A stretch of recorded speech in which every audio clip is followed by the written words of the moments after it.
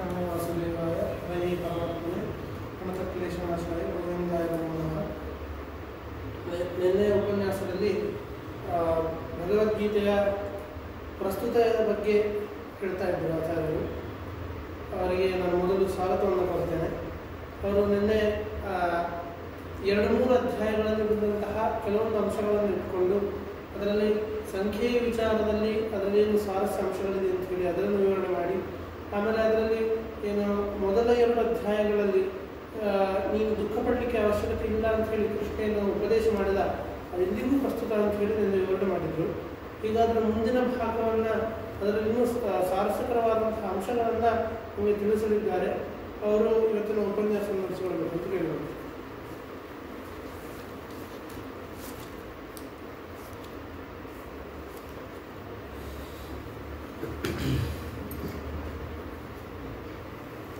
योऽन्तः प्रविश्य मम वाचमिमां प्रसुप्तां सञ्जीवयद्यखिलं शक्तिधरस्वधाम्नाम् अन्यांश्च हस्तचरणश्रवणत्वगादीन् प्राणान् नमो भगवते पुरुषाय तुभ्यम्. आचार्यः पवनोऽस्माकम् आचार्याणि च भारती देवो नारायणश्रीशः देवी मङ्गलदेवता.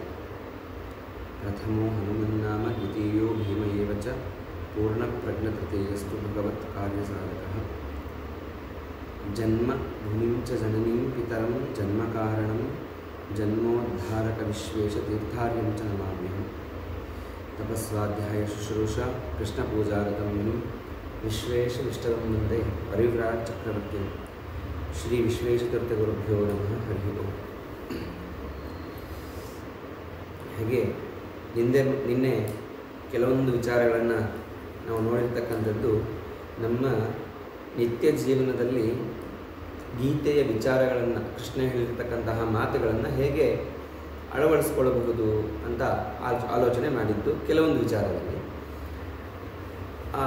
ಕೆಲವೊಂದು ವಿಚಾರದಲ್ಲಿ ಏನು ಮಾತಾಡಿದ್ವಿ ಅನ್ನೋದನ್ನು ಸಂಕ್ಷಿಪ್ತವಾಗಿ ನೋಡಿ ಮತ್ತೆ ಮುಂದೆ ಹೋಗೋದಾದರೆ, ನಿನ್ನೆ ನಾವು ಹೇಳಿರ್ತಕ್ಕಂಥದ್ದು ನಮ್ಮ ನಿತ್ಯ ಜೀವನದಲ್ಲಿ ಎಲ್ಲ ವಿಚಾರದಲ್ಲೂ ಕೂಡ ಭಗವದ್ಗೀತೆಯನ್ನು ಅಳವಡಿಸ್ಕೊಳ್ಳಿಕ್ಕೆ ಸಾಧ್ಯ, ಪ್ರತಿಯೊಂದು ಮಾತನ್ನು ಕೂಡ ಅಳವಡಿಸ್ಕೊಳ್ಳಿಕ್ಕೆ ಸಾಧ್ಯ.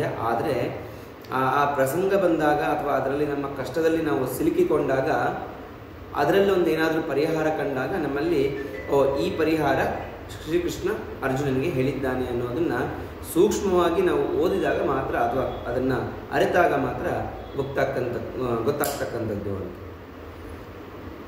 ಯಾಕೆ ಅಂತಂದರೆ ಇದನ್ನೇ ಮಂಕುತಿಮ್ಮನ ಕಗ್ಗದಲ್ಲಿ ಹೇಳಬೇಕಾದ್ರೆ ಎಷ್ಟು ಚೆನ್ನಾಗಿ ಹೇಳ್ತಾರೆ ಅಂತಂದರೆ, ನಿತ್ಯ ಜೀವನದಲ್ಲಿ ಕಷ್ಟಗಳು ಬರ್ತಕ್ಕಂಥದ್ದು ಯಾಕೆ ಅಂತ, ಅಥವಾ ನಾವು ಜೀವನ ಮಾಡ್ತಕ್ಕಂಥದ್ದು ಯಾಕೆ ಅಂತ ಪ್ರಶ್ನೆ ಮಾಡ್ಕೊಳ್ಬೋದು. ಈ ರೀತಿ ಪ್ರಶ್ನೆ ಮಾಡ್ಕೊಳ್ಬೋದು. ಹೊಟ್ಟೆಯ ಹಸಿವಿಗಾಗಿ ಕಷ್ಟಪಡ್ತೇವೆ,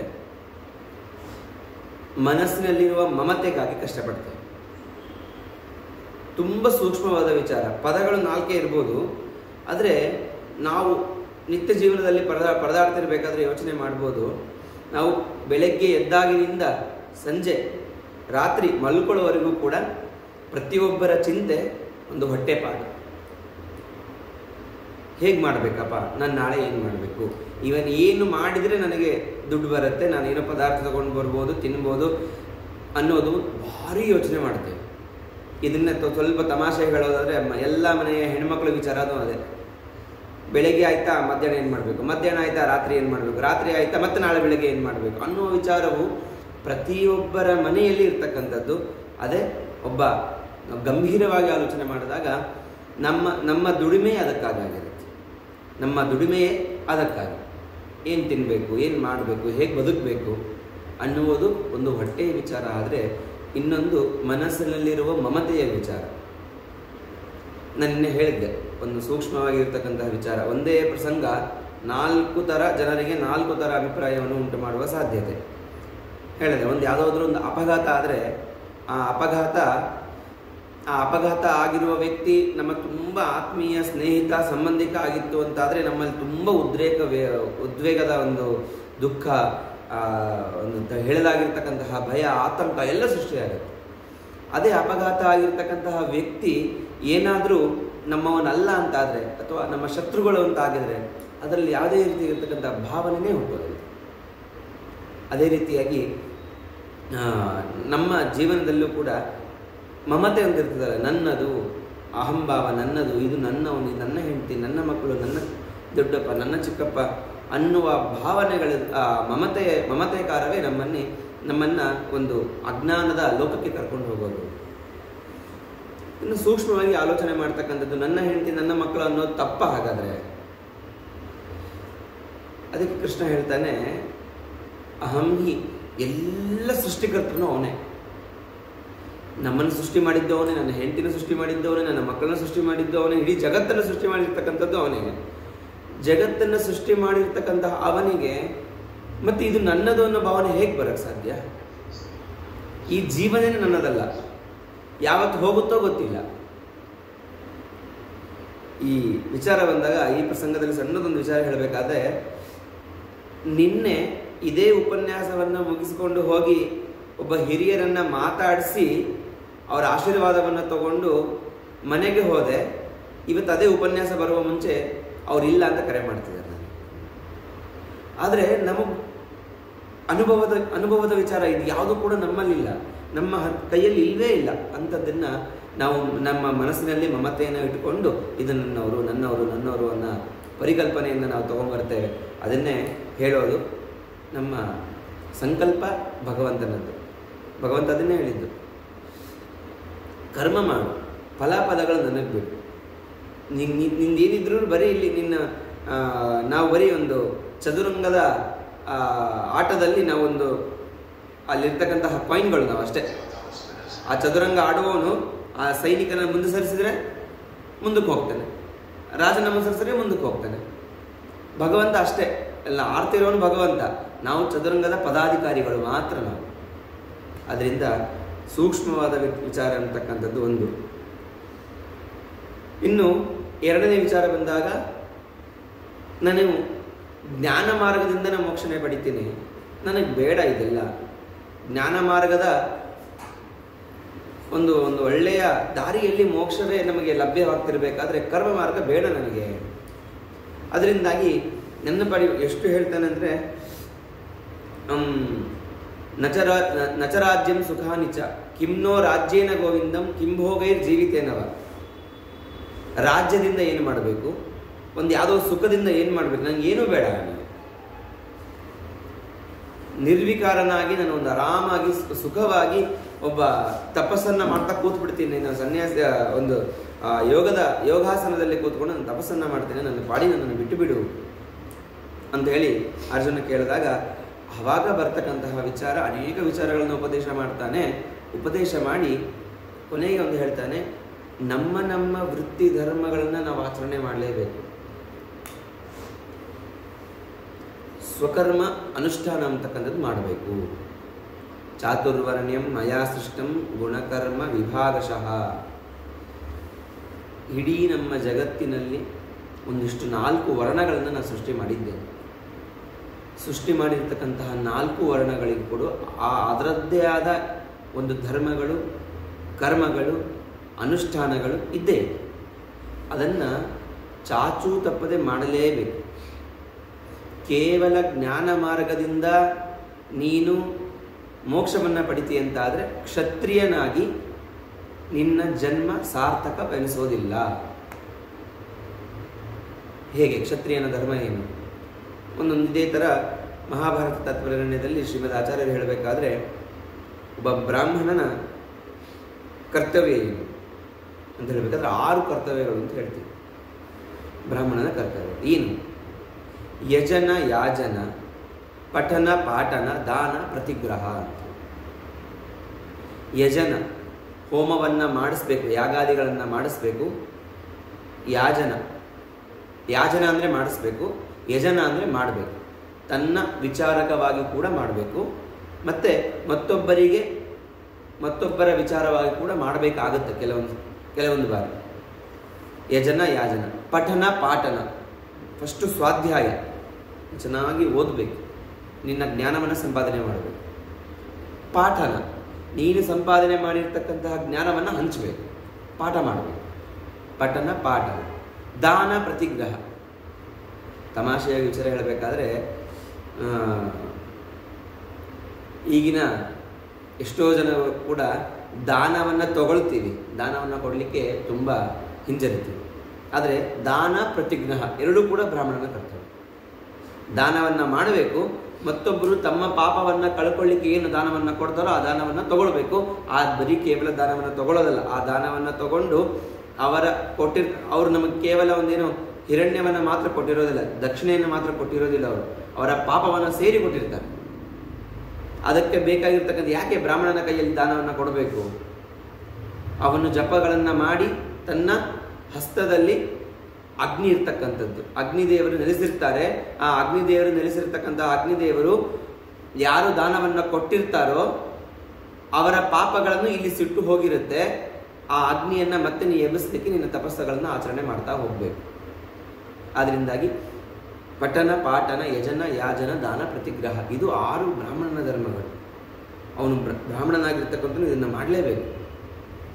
ಮತ್ತು ಆಮೇಲೆ ಅದರಲ್ಲೇ ಒಂದು ಇಷ್ಟು ಭಿಕ್ಷೆ ಅಂತ ಬರುತ್ತೆ, ಅದುವೇ. ಮತ್ತು ಅದೇ ರೀತಿಯಾಗಿ ಕ್ಷತ್ರಿಯನ ಧರ್ಮ ಏನು? ಹಾಗಾದರೆ ಅದೇ ಮಹಾಭಾರತ ಧರ್ಮದಲ್ಲಿ ಹೇಳಬೇಕಾದ್ರೆ ಕ್ಷತ್ರಿಯನ ಧರ್ಮವನ್ನು ತುಂಬ ವಿಸ್ತಾರವಾಗಿ ವರ್ಣನೆ ಮಾಡಿ, ಮತ್ತು ಇದನ್ನು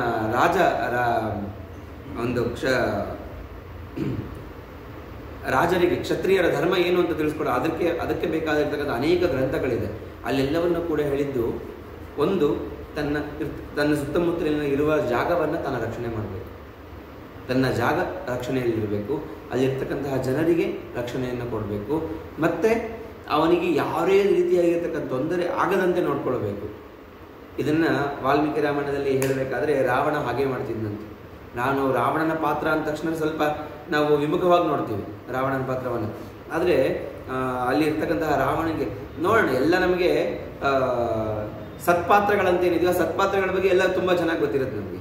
ನಾವು ರಾಮ ತುಂಬ ಚೆನ್ನಾಗಿದ್ದಪ್ಪ, ಒಳ್ಳೆ ಮಾಡ್ತಿದ್ದ, ರಾಮನ ಗುಣಗಳನ್ನು ಹೇಳ್ತಾ ಹೋದರೆ ಸಾವಿರಾರು ಲಕ್ಷಣಗಟ್ಟಲೆ ಕೋಟೆಗಟ್ಟಲೆ ನಾವು ಲಿಸ್ಟ್ ಮಾಡ್ತಾ ಹೋಗ್ಬೋದು. ಅಂದರೆ ಈ ರಾವಣನು ಕೂಡ ಒಂದಿಷ್ಟು ಭಾಗಗಳಲ್ಲಿ ಯೋಚನೆ ಮಾಡಬೇಕಾದ್ರೆ ತನ್ನ ಲಂಕೆಯಲ್ಲಿರ್ತಕ್ಕಂತಹ ಯಾರಿಗೂ ಕೂಡ ತೊಂದರೆ ಆಗದಿದ್ದನ್ನು ನೋಡ್ಕೊಳ್ತಾ ಇದ್ದಂತ, ಯಾರಿಗೂ ಕೂಡ ತೊಂದರೆ ಆಗ್ತಿರ್ಲಿಲ್ಲ. ಯಾರೋ ಒಬ್ಬರು ದಾನ ಅಂತ ಬಂದಾಗ ಅವ್ರಿಗೆ ಬೇಕಾದ್ದನ್ನು ದಾನ ಕೊಡ್ತಿದ್ದ, ಅವ್ರಿಗೆ ಬೇಕಾದಷ್ಟು ಊಟಕ್ಕೆ ಹಾಕ್ತಿದ್ದ. ದಾನ ಧರ್ಮ ಯಾವುದಕ್ಕೂ ಕೂಡ ಕಮ್ಮಿ ಇರಲಿಲ್ಲ. ಆದರೂ ಕೂಡ ಯಾವುದೋ ಒಂದು ಅಂಶದಿಂದಾಗಿ ಅವನ ಪಾತ್ರ ಹೇಗಿದೆ ಅಂತೇಳಿ ಆಮೇಲೆ ನಮಗೆ ಗೊತ್ತಾಗ್ತಾ ಹೋಗುತ್ತೆ, ಅದು ಬೇರೆ. ಅದರಿಂದಾಗಿ ಕ್ಷತ್ರಿಯನಾಗಿರ್ತಕ್ಕಂಥವನು ತನ್ನ ಜನರನ್ನು ಕಾಪಾಡಿಕೊಂಡು, ಸುತ್ತಮುತ್ತಲಿನ ಜನರ ಕಷ್ಟಗಳನ್ನು ಕೇಳಿಕೊಂಡು ಅದಕ್ಕೆ ಪರಿಹಾರ ಮಾಡಿಕೊಂಡು ತನ್ನನ್ನು ತಾನು ಕಾಪಾಡಿಕೊಂಡು ಬಂದಿರತಕ್ಕಂತಹ ಎದುರಾಳಿಗಳನ್ನು ಎದುರಿಸಿ ಅವರನ್ನು ಮಟ್ಟ ಹಾಕಬೇಕು. ಅದರಲ್ಲೂ ದುಷ್ಟರು ಅಂತ ಯಾರಿರ್ತಾರೋ ಅವರನ್ನು ಯಾರನ್ನೂ ಕೂಡ ಬಿಡಬಾರ್ದು. ಇದು ಕ್ಷತ್ರಿಯನ ಧರ್ಮ. ನಿನ್ನೆ ಹೇಳಿದ್ದೆ ಉಪನ್ಯಾಸದಲ್ಲಿ, ಆದ ತಾಯಿಗಳನ್ನು ಸಂಹಾರ ಮಾಡಬೇಕು. ಹಾಗಾದರೆ ಎಲ್ಲರೂ ಆತತಾಯಿಗಳೇ ಇದ್ದಾರೆ ಇಲ್ಲಿ. ಕೌರವರೆಲ್ಲರೂ ಕೂಡ ಆತತಾಯಿಗಳು. ಒಂದು ಸಣ್ಣ ಪ್ರಸಂಗ ಬರುತ್ತೆ. ಭೀಷ್ಮಾಚಾರ್ಯರು ಶರದ ಶಯ್ಯ ಮೇಲೆ ಮಲಗಿರ್ತಾರೆ. ಎಲ್ಲರೂ ಒಂದಿಷ್ಟು ಉಪದೇಶವನ್ನು ಕೊಡ್ತೇನೆ, ಅವರು ಇಚ್ಛಾಮರಣಿಗಳು, ಉಪದೇಶವನ್ನು ಕೊಡ್ತೇನೆ ಅಂತ ಎಲ್ಲರೂ ಬರಲಿಕ್ಕೆ ಹೇಳಿದಾಗ ಎಲ್ಲರೂ ಬರ್ತಾರೆ. ಆ ಸಮಯದಲ್ಲೇ ದ್ರೌಪದಿನೂ ಬರ್ತಾರೆ, ಎಲ್ಲರೂ ಬರ್ತಾರೆ. ಒಂದಿಷ್ಟು ಒಂದು ಒಳ್ಳೆಯ ವಿಚಾರಗಳನ್ನು ಹೇಳ್ತಾ ಹೋದಾಗ ಅಲ್ಲಿ ಇದು ಗ್ರಾಂಥಿಕವಾಗಿದೆಯೋ ಅಥವಾ ಒಂದು ಸಾಮಾಜಿಕ ಕಥೆಯೋ ಅದರ ನಂತರ ಯೋಚನೆ ಮಾಡುವುದಾದರೆ ವಿಚಾರ ಅಂತಕ್ಕಂಥದ್ದನ್ನು ನಾವು ತುಂಬ ಚೆನ್ನಾಗಿ ತಗೊಳ್ಬೋದು. ಇದರಲ್ಲಿ ದ್ರೌಪದಿ ನಗ್ತಾಳಂತೆ. ಯಾಕೆ ಹಿರಿಯರು ಉಪದೇಶ ಮಾಡ್ತಿದ್ದಾರೆ, ಶರದಶಯ್ಯ ಮೇಲೆ ಮಲಗಿದ್ದಾರೆ, ಈ ಸಮಯದಲ್ಲಿ ಎಂಥ ಹಾಸ್ಯ ಎಂಥದ್ದು ಅಂತ ಕೇಳಿದಾಗ, ಇಷ್ಟು ಒಂದು ಒಳ್ಳೆ ವಿಚಾರನ ಉಪದೇಶ ಮಾಡ್ತಾ ಇದ್ದೀರಲ್ವ, ಅವತ್ತೆಲ್ಲಿ ಹೋಗಿತ್ತು? ಅಷ್ಟು ಜನರ ಮಧ್ಯದಲ್ಲಿ ನನ್ನ ಸೀರೆಯನ್ನು ಎಳಿಬೇಕಾದ್ರೆ ಇರ್ತಕ್ಕಂಥದ್ದು ನಿಮ್ಗೆ ಅಧಿಕಾರ ಇತ್ತಲ್ಲಿ. ಪಿತಾಮಹರು ಅಂತಕ್ಕಂತಹ ಪಾತ್ರ ಅಧಿಕಾರ ಇತ್ತು ನಿಮಗೆ, ಆ ಅಧಿಕಾರ ಎಲ್ಲಿ ಹೋಗಿತ್ತು? ಇವತ್ತು ಇರ್ತಕ್ಕಂಥ ಉಪದೇಶ ಅಲ್ಲಿ ಯಾಕೆ ಬರಲಿಲ್ಲ ಅಂತ ಕೇಳ್ತಾರೆ. ಅದರಿಂದಾಗಿ ತಮ್ಮ ಕ್ಷತ್ರಿಯನಾಗಿರ್ತಕ್ಕಂಥ ಎಲ್ಲರೂ ಕೂಡ ಅಲ್ಲಿರ್ತಕ್ಕಂಥವ್ರು ಎಲ್ಲರೂ ಕೂಡ ಒಂದಲ್ಲ ಒಂದು ರೀತಿಯಿಂದ ಆತತಾಯಿಗಳು. ಆದ್ದರಿಂದಾಗಿ ಅವರನ್ನು ಸದೆ ಬೆಳೆಯೋರಲ್ಲಿ ಯಾವುದೇ ರೀತಿಯಾಗಿರ್ತಕ್ಕಂತಹ ಒಂದು ಸಂಶಯವಿಲ್ಲ, ಮಾಡಬೇಕು. ಈ ವಿಚಾರವನ್ನು ನಮ್ಮ ವೈಯಕ್ತಿಕ ಜೀವನದಲ್ಲಿ ಹೇಗೆ ಅಳವಡಿಸ್ಕೊಳ್ಬೇಕು ನಾವು? ಕೃಷ್ಣ ಹೇಳ್ದ ನಿನ್ನ ಧರ್ಮವನ್ನು ನೀನು ಆಚರಣೆ ಮಾಡುವಂತ. ನಾವು ಸೂಕ್ಷ್ಮ ದೃಷ್ಟಿಯಿಂದ ಆಲೋಚನೆ ಮಾಡ್ತಾ ಹೋದ್ರೆ ನಮ್ಮ ಧರ್ಮವನ್ನೇ ಎಲ್ಲಿ ಆಚರಣೆ ಮಾಡ್ತಾ ಇದ್ದೀವಿ? ಗೀತಾ ಭಾಷೆಯಲ್ಲಿ ಹೇಳ್ತಾರೆ ಧರ್ಮ ಅಂದ್ರೆ ಯಾವುದು? ಸ್ವವಿಹಿತ ವೃತ್ತಿಯ ಭಕ್ತಿಯ ಭಗವದಾರಾಧನಂ ಪರಮೋ ಧರ್ಮ ಅಥವಾ ಭಗವದಾರಾಧನಮೇವ ಪರಮೋ ಧರ್ಮ. ಸ್ವವಿಹಿತ ವೃತ್ಯ, ನಾವು ಪೂರ್ಣ ಪ್ರಮತಿಯನ್ನು ನಡೆಸ್ತಕ್ಕಂತಹ ಒಂದು ಮಾರ್ಗ ಅಂದರೆ ಇದು. ನಾವು ಹೇಳ್ತೀವಿ ನಮ್ಮ ಧ್ಯೇಯ ಶ್ಲೋಕ ಪರಂಪರಾ ಬೀಜ ರಕ್ಷಾ ಪೂರ್ಣ ಪ್ರಮತಿ ಮಾರ್ಗದ. ನಮ್ಮಲ್ಲಿ ಪರಂಪರೆಯನ್ನು ಕಾಪಾಡ್ಕೊಬೋದು, ನದಿಯನ್ನು ಕಾಪಾಡಬೇಕು, ಋಷಿಗಳ ವಿಚಾರವನ್ನು ತಿಳ್ಕೊಬೋದು. ನಮ್ಮ ಯಾವ ಪರಂಪರೆಯಲ್ಲಿ ಬಂದಿದ್ದೀವಿ, ನಮ್ಮ ಪರಿಸರ ಎಂಥದ್ದು, ನಮ್ಮ ವೃತ್ತಿ ಎಂಥದ್ದು, ನಮ್ಮ ಕುಲ ಎಂಥದ್ದು, ನಮ್ಮ ಗೋತ್ರ ಎಂಥದ್ದು, ಯಾವ ವಿಚಾರವನ್ನು ಕೂಡ ಎಲ್ಲವನ್ನು ಕೂಡ ಮರಿತಾ ಇದ್ದೀವಿ. ಈಗಿನ ಪ್ರಕೃತದಲ್ಲಿ ಜನರೇಷನ್ಗೆ ಕೇಳ್ತಾ ಹೋದರೆ ಅಪ್ಪನ ಹೆಸರು ಗೊತ್ತಿದೆ, ಅಬ್ಬಬ್ಬ ಅಂದರೆ ಅವ್ರ ಅಪ್ಪನ ಹೆಸರು ಗೊತ್ತು, ಅವ್ರ ಅಪ್ಪನ ಹೆಸರು ಕೇಳಿದ್ರೆ ಗೊತ್ತಿಲ್ಲ ಅಂತ ಮಗು. ಯಾವುದೇ ಮಗುನ ಕೇಳಿದ್ವಿ, ಯಾವುದಾದ್ರೂ ಮಗುಗೆ ಒಂದು 5 ತಲೆಮಾರು ನೆನಪಿದೆ ಅಂದರೆ ಅಬ್ಬಾ ಆ ಮಗು ಒಂದು 100%ಅಲ್ಲಿ ಒಂದು 10% ಇರ್ಬೋದೇನಪ್ಪ ನನ್ನ ಬೆರಳೆಣಿಕೆ ಪ್ರಕಾರ.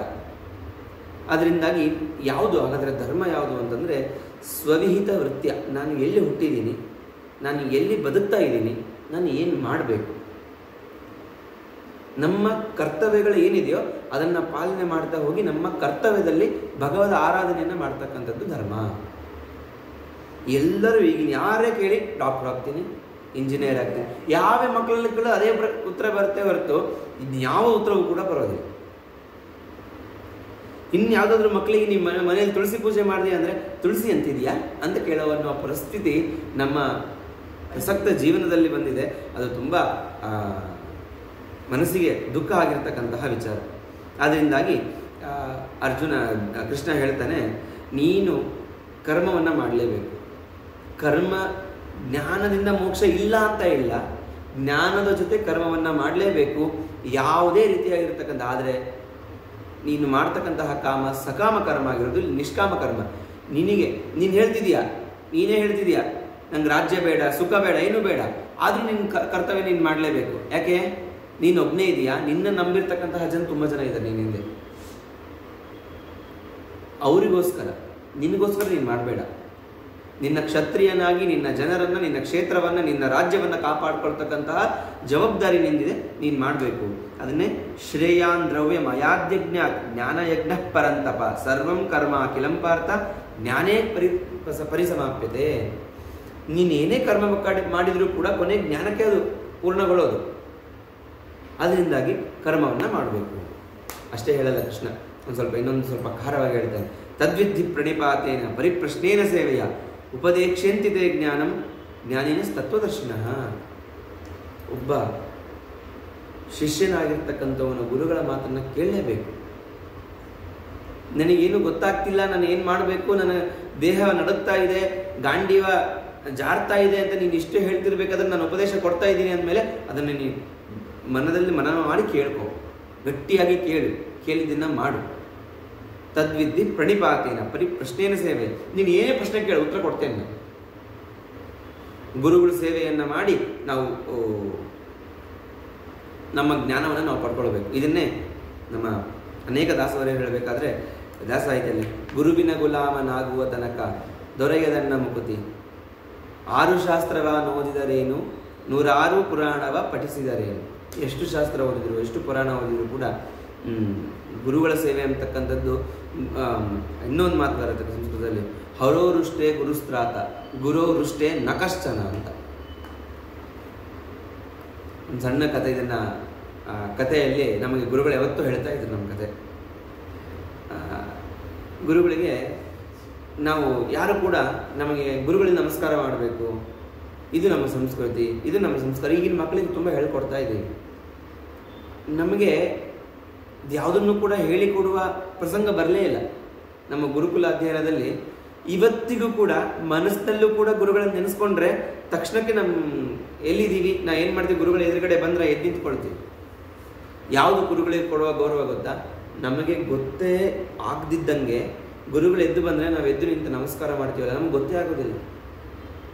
ಅಲ್ಲಿ ಬರ್ತಿದ್ರೆ ಅವರ ಹೆಜ್ಜೆ ಶಬ್ದ ಕೇಳಿಸ್ತು ಅಂದರೆ ತಕ್ಷಣ ನಾವು ಅಲರ್ಟ್ ಆಗ್ತೀವಿ. ಅದು ಯಾರು ಹೇಳಿಕೊಟ್ಟು ಬರೋದಂಥದ್ದಲ್ಲ. ಗುರುಗಳು ಅಂತಹ ಭಕ್ತಿ ಅಥವಾ ಅಂತಹ ನಿಷ್ಠೆಯಲ್ಲಿದ್ದರೆ ಶಿಷ್ಯನಿಗೆ ಅತ್ಯಮೂಲ್ಯವಾಗಿ ಆ ಜ್ಞಾನ ಬಂದೇ ಬರುತ್ತೆ. ಅದರಿಂದಾಗಿ ಗುರುಗಳಿರ್ತಕ್ಕಂತಹ ನಮ್ಮ ಪ್ರತಿಯೊಂದು ಏನು ಶಾಸ್ತ್ರ ಓದಿದರೂ ಕೂಡ ಒಂದು ಗುರುಗಳ ದೃಷ್ಟಿ ನಮ್ಮ ಮೇಲೆ ಬಿದ್ದಾಗ ಮಾತ್ರ ನಮ್ಮ ಮಾರ್ಗ ಯಾವುದು, ನಾವೆಲ್ಲಿದ್ದೀವಿ, ನಾವೆಲ್ಲಿಗೆ ಹೋಗಬೇಕು, ಎಲ್ಲಿಗೆ ನಮ್ಮ ಗುರಿ ಇರಬೇಕು, ಪ್ರತಿಯೊಂದು ವಿಚಾರವೂ ಕೂಡ ಅಲ್ಲಿಗೆ ಗೊತ್ತಾಗ್ತಕ್ಕಂಥದ್ದು. ಅದನ್ನೇ ಕೃಷ್ಣ ಇಲ್ಲಿ ಅರ್ಜುನನಿಗೆ ಮಾಡ್ತಾ ಇದ್ದಾನೆ. ನಾವು ಕೂಡ ನಮ್ಮ ಧರ್ಮವನ್ನು ಮಾಡಬೇಕು ಅಂತ ಈ ರೀತಿಯಾಗಿ ನಮ್ಮ ಜೀವನದಲ್ಲಿ ನಾವು ಅಳವಡಿಸ್ಕೊಳ್ಬೇಕು. ನಾವು ಒಂದೇ ಒಂದು ಕ್ಷಣ ಎಲ್ಲೂ ಇಲ್ಲ, ನನ್ನ ಜೊತೆಯಲ್ಲಿ ಯಾರೂ ಇಲ್ಲ ಅಂಥೇಳಿ ಕಣ್ಣು ಮುಚ್ಚಿ ನಾವು ಮಾಡ್ತಕ್ಕಂಥದ್ದು ಎಷ್ಟು ನ್ಯಾಯವಾಗಿ ಬದುಕ್ತಾ ಇದ್ದೀವಿ ನಾವು. ನನ್ನನ್ನು ಸೇರಿಸ್ಕೊಳ್ಳಿ ಹೇಳಬೇಕಾದ್ರೆ ಯಾರೂ ಕೂಡ ನ್ಯಾಯವಾಗಿ ಬದುಕ್ತಾ ಇಲ್ಲ. ಎಲ್ಲರೂ ಕೂಡ ಹಪಾಹಪಿಸ್ತಿದ್ದೀವಿ, ಏನೋ ಬೇಕು ಏನೋ ಬೇಕು ಏನೋ ಬೇಕು. ಆ ಬೇಕು ಅನ್ನುವ ಉದ್ದೇಶದಿಂದ ಅವಾಗೇ ಹೇಳಿದೆ ನಾನು, ಒಂದು ಹೊಟ್ಟೆಪಾಡು, ಒಂದು ಮನಸ್ಸಿನ ಮಮತೆ, ಈ ಎರಡೂ ಕೂಡ ನಮ್ಮಲ್ಲಿರ್ತಕ್ಕಂತಹ ಸದ್ಬುದ್ಧಿ ಅಂತಕ್ಕಂಥದ್ದನ್ನು ಸರಿಸಿ ದುರ್ಬುದ್ಧಿ ಮುಂದೆ ಬರ್ತಾ ಇದೆ. ಅದರಿಂದಾಗಿ ನಾವು ನಮ್ಮ ಧರ್ಮವನ್ನು ನಾವು ಮಾಡಲೇಬೇಕು. ಹಾಗಾದರೆ ಯಾರಿಗೆ ಜ್ಞಾನ ಅಂತಕ್ಕಂಥದ್ದು ಯಾರಿಗೆ ಅಷ್ಟು ವಿಚಾರಗಳು ಸಿಗ್ತಕ್ಕಂಥದ್ದು ಯಾರಿಗೆ ಅಂತ ಕೇಳಿದಾಗ ಶ್ರದ್ಧಾವಾನ್ ಲಭತೆ ಜ್ಞಾನಂ ಅಂಥೇಳಿ ಹೇಳ್ತೀವಿ. ಯಾರಿಗೆ ಶ್ರದ್ಧೆ ಇದೆಯೋ ಅವನಿಗೆ ಜ್ಞಾನ ಅಂತಕ್ಕಂಥದ್ದು ಸಿಕ್ಕೇ ಸಿಗುತ್ತೆ. ಒಂದು ಗುರುಗಳ ಮೇಲೆ ಶ್ರದ್ಧೆ, ವಿಷಯದ ಮೇಲೆ ಶ್ರದ್ಧೆ ಇತ್ತು ಅಂತಾದರೆ ಅವನಿಗೆ ಜ್ಞಾನ ಸಿಗುತ್ತೆ. ನೀನೇನು ದಡ್ಡ ಅಲ್ಲ. ನೀನು ಅರ್ಜುನ ಕೃಷ್ಣ ಹೇಳ್ತಾನೆ, ನೀ ದಡ್ಡ ಅಲ್ಲ. ಯಾಕೆ ಅಂತಂದರೆ ಒಂದು ಸೂಕ್ಷ್ಮ ದೃಷ್ಟಿಯಿಂದ ಆಲೋಚನೆ ಮಾಡಿದಾಗ ನೀನು ವನವಾಸದಲ್ಲಿದ್ದಾಗಿಂದನೂ ಕೂಡ ನನಗೆ ಮೋಸ ಮಾಡಿದರು, ನನಗೆ ರಾಜ್ಯ ಸಿಗಬೇಕು ಅನ್ನೋದಕ್ಕಿಂತ ನಾನು ಇನ್ನೊಂದೇನೋ ಮಾಡಬೇಕು, ನನ್ನ ಸುತ್ತಮುತ್ತಲಿನ ಜನರನ್ನು ಕಾಪಾಡಿಕೊಳ್ಬೇಕು, ನನ್ನ ಜನರು ಇಷ್ಟು ಜನ ಇದ್ದಾರೆ, ನಾನು ಅವ್ರನ್ನ ನೋಡ್ಕೊಳ್ಬೇಕು ಅನ್ನುವ ಆ ಒಂದು ವನವಾಸಕ್ಕೆ ಹೋದಾಗಿನಿಂದ ನಿನ್ನಲ್ಲಿರ್ತಕ್ಕಂತಹ ಸಿಟ್ಟು, ನಿನ್ನಲ್ಲಿರ್ತಕ್ಕಂತಹ ಒಂದು ಆ ಕ್ರೋಧ ಎಲ್ಲಿ ಹೋಯಿತು? ವನವಾಸದಲ್ಲಿ ಅಷ್ಟು ಓದಾಡ್ತಿದ್ದೀನಿ ನೀನು. ಇಲ್ಲ, ನಾನು ಅವ್ರನ್ನ ಸದೆ ಬಿಡಿತೀನಿ, ಯಾವ ಕೌರವರನ್ನು ಜೀವಂತವಾಗಿ ಉಳಿಸಲ್ಲ, ಎಲ್ಲರೂ ನನ್ನ ಬಾಣಕ್ಕೆ ಬಲಿಯಾಗ್ತಾರೆ ಅನ್ನುವ ಅಷ್ಟು ಮಾತುಗಳು ಎಲ್ಲಿ ಹೋಯ್ತು ಇವತ್ತು? ಅದಕ್ಕೋಸ್ಕರವಾಗಿ ಅಸ್ತ್ರಗಳನ್ನು ರೆಡಿ ಮಾಡ್ಕೊಂಡಿದೀಯಾ, ಯುದ್ಧಕ್ಕೆ ಬೇಕಾದ ರಥವನ್ನು ರೆಡಿ ಮಾಡ್ಕೊಂಡಿದೀಯಾ, ಎಲ್ಲನೂ ಮಾಡಿಕೊಂಡು ಕೊನೆಗೆ ಶಂಕನಾದ ಎಲ್ಲ ಆಗಿದೆ, ಇನ್ನೇನು ಯುದ್ಧ ಪ್ರಾರಂಭ ಆಗಬೇಕು, ಹೋಗಿ ಅಲ್ಲಿ ಕೂತು ನೋಡ್ತಿದೆಯಲ್ಲ, ಇವ್ರು ಯಾರು ಕೂಡ ಅಯ್ಯೋ ಎಲ್ಲ ನನ್ನ ಸಂಬಂಧಿಕರಿದ್ದರೆ ನಾನು ಯುದ್ಧ ಮಾಡಲ್ಲ ಅಂತ ಹೇಳ್ತಿದ್ಯಾ. ಇದು ಯಾವ ಹಂತಕ್ಕೆ? ಯಾರಾದರೂ ಬುದ್ಧಿ ಇರ್ತಕ್ಕಂಥವನು ಇದನ್ನು ಮಾಡ್ತಾನ? ಎಲ್ಲ ರೆಡಿ ಮಾಡ್ಕೊಂಡಿದ್ದೀವಿ, ಇನ್ನೇನು ನಾವು ಇಲ್ಲಿಂದ ಊರಿಗೆ ಹೋಗಬೇಕು, ಎಲ್ಲ ಬಟ್ಟೆ ಪ್ಯಾಕ್ ಆಗಿದೆ, ಒಂದಿಷ್ಟು ಸಿದ್ಧವಾಗಿ ತಿನ್ನಲಿಕ್ಕೆ ತಿಂಡಿ ಮತ್ತೊಂದೆಲ್ಲ ರೆಡಿ ಮಾಡ್ಕೊಂಡಿದ್ದೀವಿ, ಎಲ್ಲ ಆಗಿದೆಯಪ್ಪ, ಬಸ್ಸು ಕೂಡ ಹತ್ತಿದ್ದೀವಿ. ಇದ್ದಕ್ಕಿದ್ದಂಗೆ ನಾನು ಊರಿಗೆ ಹೋಗಲ್ಲ ಅಂತ ಬಸ್ ಹಿಡಿದ್ಬಿಟ್ರೆ ಯಾರಿಗೆ ನಷ್ಟ? ನೀನು ಮಾಡಿರ್ತಕ್ಕಂತಹ ಟಿಕೆಟ್ ದುಡ್ಡು ಹೋಯ್ತಷ್ಟೇ. ನೀನು ಮಾಡ್ತಕ್ಕಂಥದ್ದು ಅದನ್ನೇ. ಇಲ್ಲಿ ಎಲ್ಲ ಸಿದ್ಧ ಮಾಡ್ಕೊಂಡಿದೀಯಾ, ರಥ ರೆಡಿ ಮಾಡ್ಕೊಂಡಿದೀಯಾ, ಸೈನ್ಯವನ್ನು ರೆಡಿ ಮಾಡಿದೀಯಾ, ನಾನು ಸಾರಥಿಯಾಗಿ ಬಂದಿದ್ದೀನಿ, ನನ್ನ ಕೆಲವೊಂದು ವಿಚಾರಗಳನ್ನು ನಾನು ನಿನಗೆ ಹೇಳ್ಕೊಟ್ಟಿದ್ದೀನಿ ಹೇಗಿರಬೇಕು ಅನ್ನೋದನ್ನು, ಇನ್ನು ಎಲ್ಲನೂ ಮಾಡಿದ್ದೀನಿ, ಎಲ್ಲ ಆಗೋಗಿದೆ, ಶಂಕನಾದ ಆಗಿದೆ, ನೀನು ಇವಾಗ ಯುದ್ಧ ಮಾಡಲ್ಲ ಅಂತಿದ್ದೀವಿ. ಯಾವುದಾದ್ರೂ ತಿಳ್ಕೊಂಡಿರ್ತಕ್ಕಂಥವ್ನು ಮಾಡೋದ ಇದು? ಏನಪ್ಪ ರಾಜಧರ್ಮ ಗೊತ್ತಿಲ್ಲ ಅವ್ನು ಮಾಡ್ತಾ ಇದ್ದಾನೆ, ಶಾಸ್ತ್ರ ಓದಿಲ್ಲ ಅವ್ನು ಮಾಡ್ತಾ ಇದ್ದಾನೆ, ಧನುರ್ವಿದ್ಯೆ ಗೊತ್ತಿಲ್ಲ ಅವನು ಇಂಥದ್ದು ಮಾಡ್ತಾ ಇದ್ದಾನೆ ಒಪ್ಕೊಳ್ಬೋದು. ಎಲ್ಲ ಗೊತ್ತಿದ್ದರೂ ಕೂಡ ಈ ಒಂದು ನೀನು ಇದೆಯಲ್ವ, ಅದರಿಂದಾಗಿ ನಿನ್ನ ಒಂದು ದುಃಖ ಆಗ್ತಾ ಇದೆ ನನಗೆ ಅಂತೇಳಿ ಹೇಳ್ತಕ್ಕಂತಹ ಮಾತು ಶ್ರೀಕೃಷ್ಣ. ಇನ್ನೊಂದು ಹೇಳಬೇಕಾದ್ರೆ ಅರ್ಜುನ ಕೇಳ್ತಾನೆ, ಹೇಗೆ ನನಗೆ ಏನು ಮಾಡಬೇಕು ತೋರಿಸ್ತಾ ಇಲ್ಲ, ಎಲ್ಲ ವಿಚಾರಗಳು ನನಗೆ ಸಂಶಯ, ಚಂಚಲಂ ಹಿ ಮನ ಕೃಷ್ಣ ಪ್ರಮಾಥಿ ಬಲವದೃಢಂ. ಇಷ್ಟೆಲ್ಲ ಹೇಳಬೇಕಾದ್ರೆ ನನಗೆ ಯಾವುದನ್ನು ಮಾಡಬೇಕು? ಈಗ ನಾನು ಯುದ್ಧ ಮಾಡಬೇಕು ಮಾಡಬಾರ್ದು, ನನ್ನ ಜನರನ್ನು ನಾನು ಇನ್ನೂ ಇದಕ್ಕೂ ಮುಂಚೆ ಒಂದು ಮಾತನ್ನು ಹೇಳ್ತಾನೆ, ಹಾಗೆ ಯುದ್ಧದಲ್ಲಿ ನಾನು ಗೆಲ್ತೀನಿ ಅನ್ನುವ ಒಂದು ಯಾರಿಗೂ ಒಂದು ಇದಿರಲ್ಲ, ಕಾನ್ಫಿಡೆನ್ಸ್ ಯಾರಿಗೂ ಇರೋದು.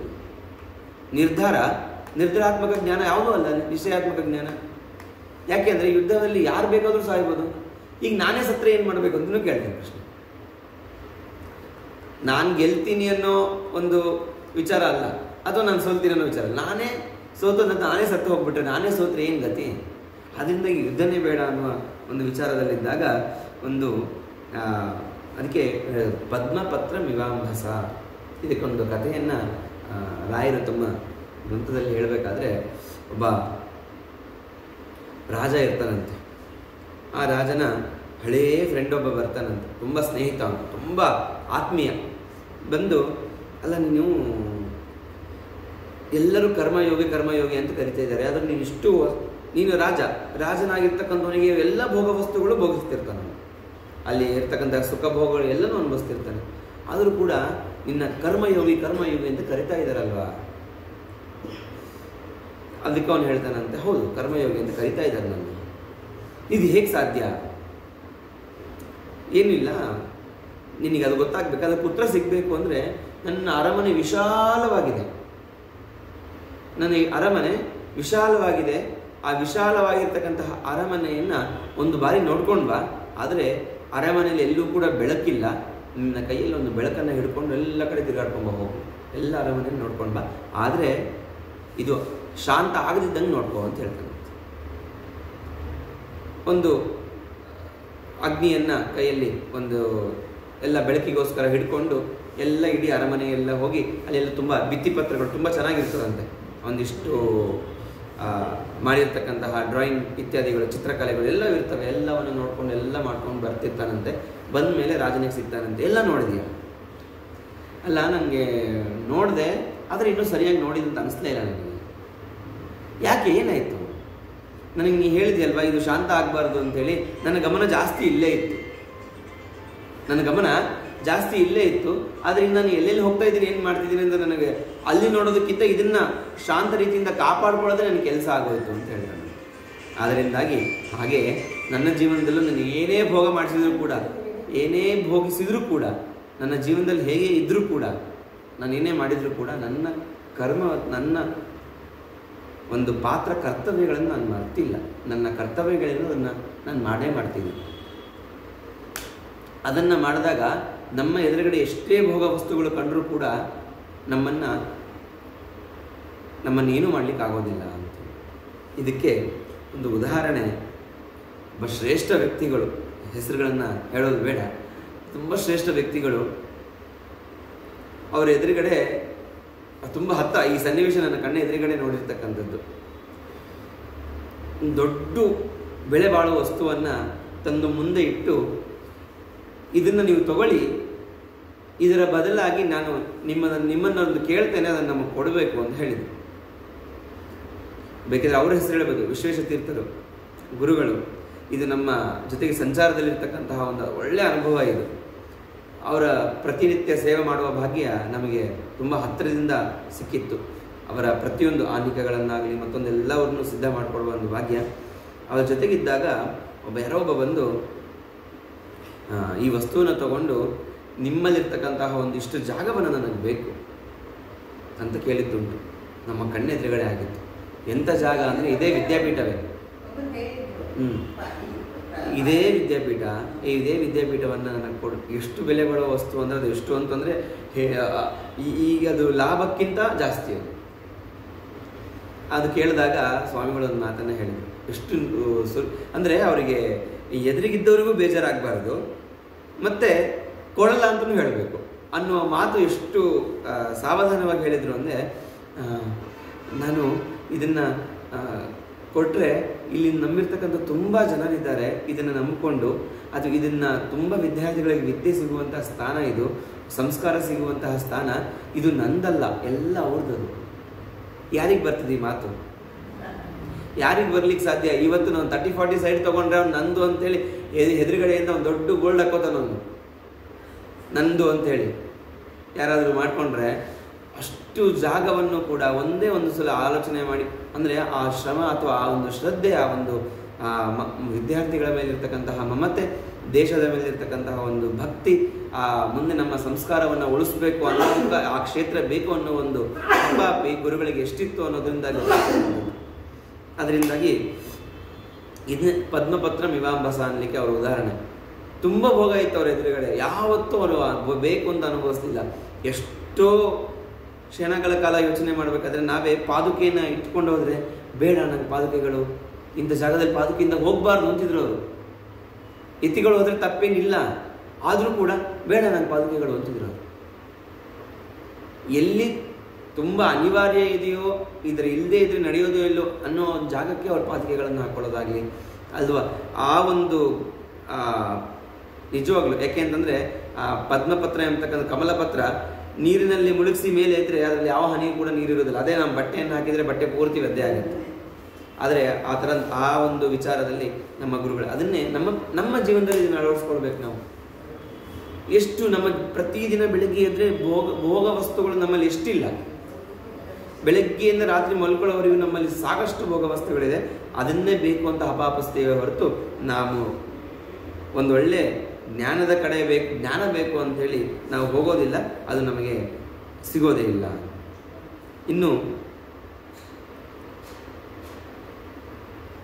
ಅನಾಶ್ರಿತ ಕರ್ಮ ಫಲಂ ಕಾರ್ಯಂ ಕರ್ಮ ಕರೋತಿ ಯಃ ಸಸನ್ಯಾಸಿ ಚ ಯೋಗಿ ಚ ನನಿದಗ್ನಿರ್ ನ ಚಾಕ್ರಿಯ. ನೀನು ಕರ್ಮಯೋಗ ಮಾಡೋದು ಯಾಕೆ ಗೊತ್ತಾ? ಕರ್ಮ ಅಂದರೆ ಏನು? ನಿನ್ನ ಕ್ಷತ್ರಿಯನಾಗಿ ನಿನ್ನ ಕರ್ಮ ಯುದ್ಧವನ್ನು ಮಾಡಲೇಬೇಕು, ಇದು ತಪ್ಪಿದ್ದಲ್ಲ ನಿನಗೆ.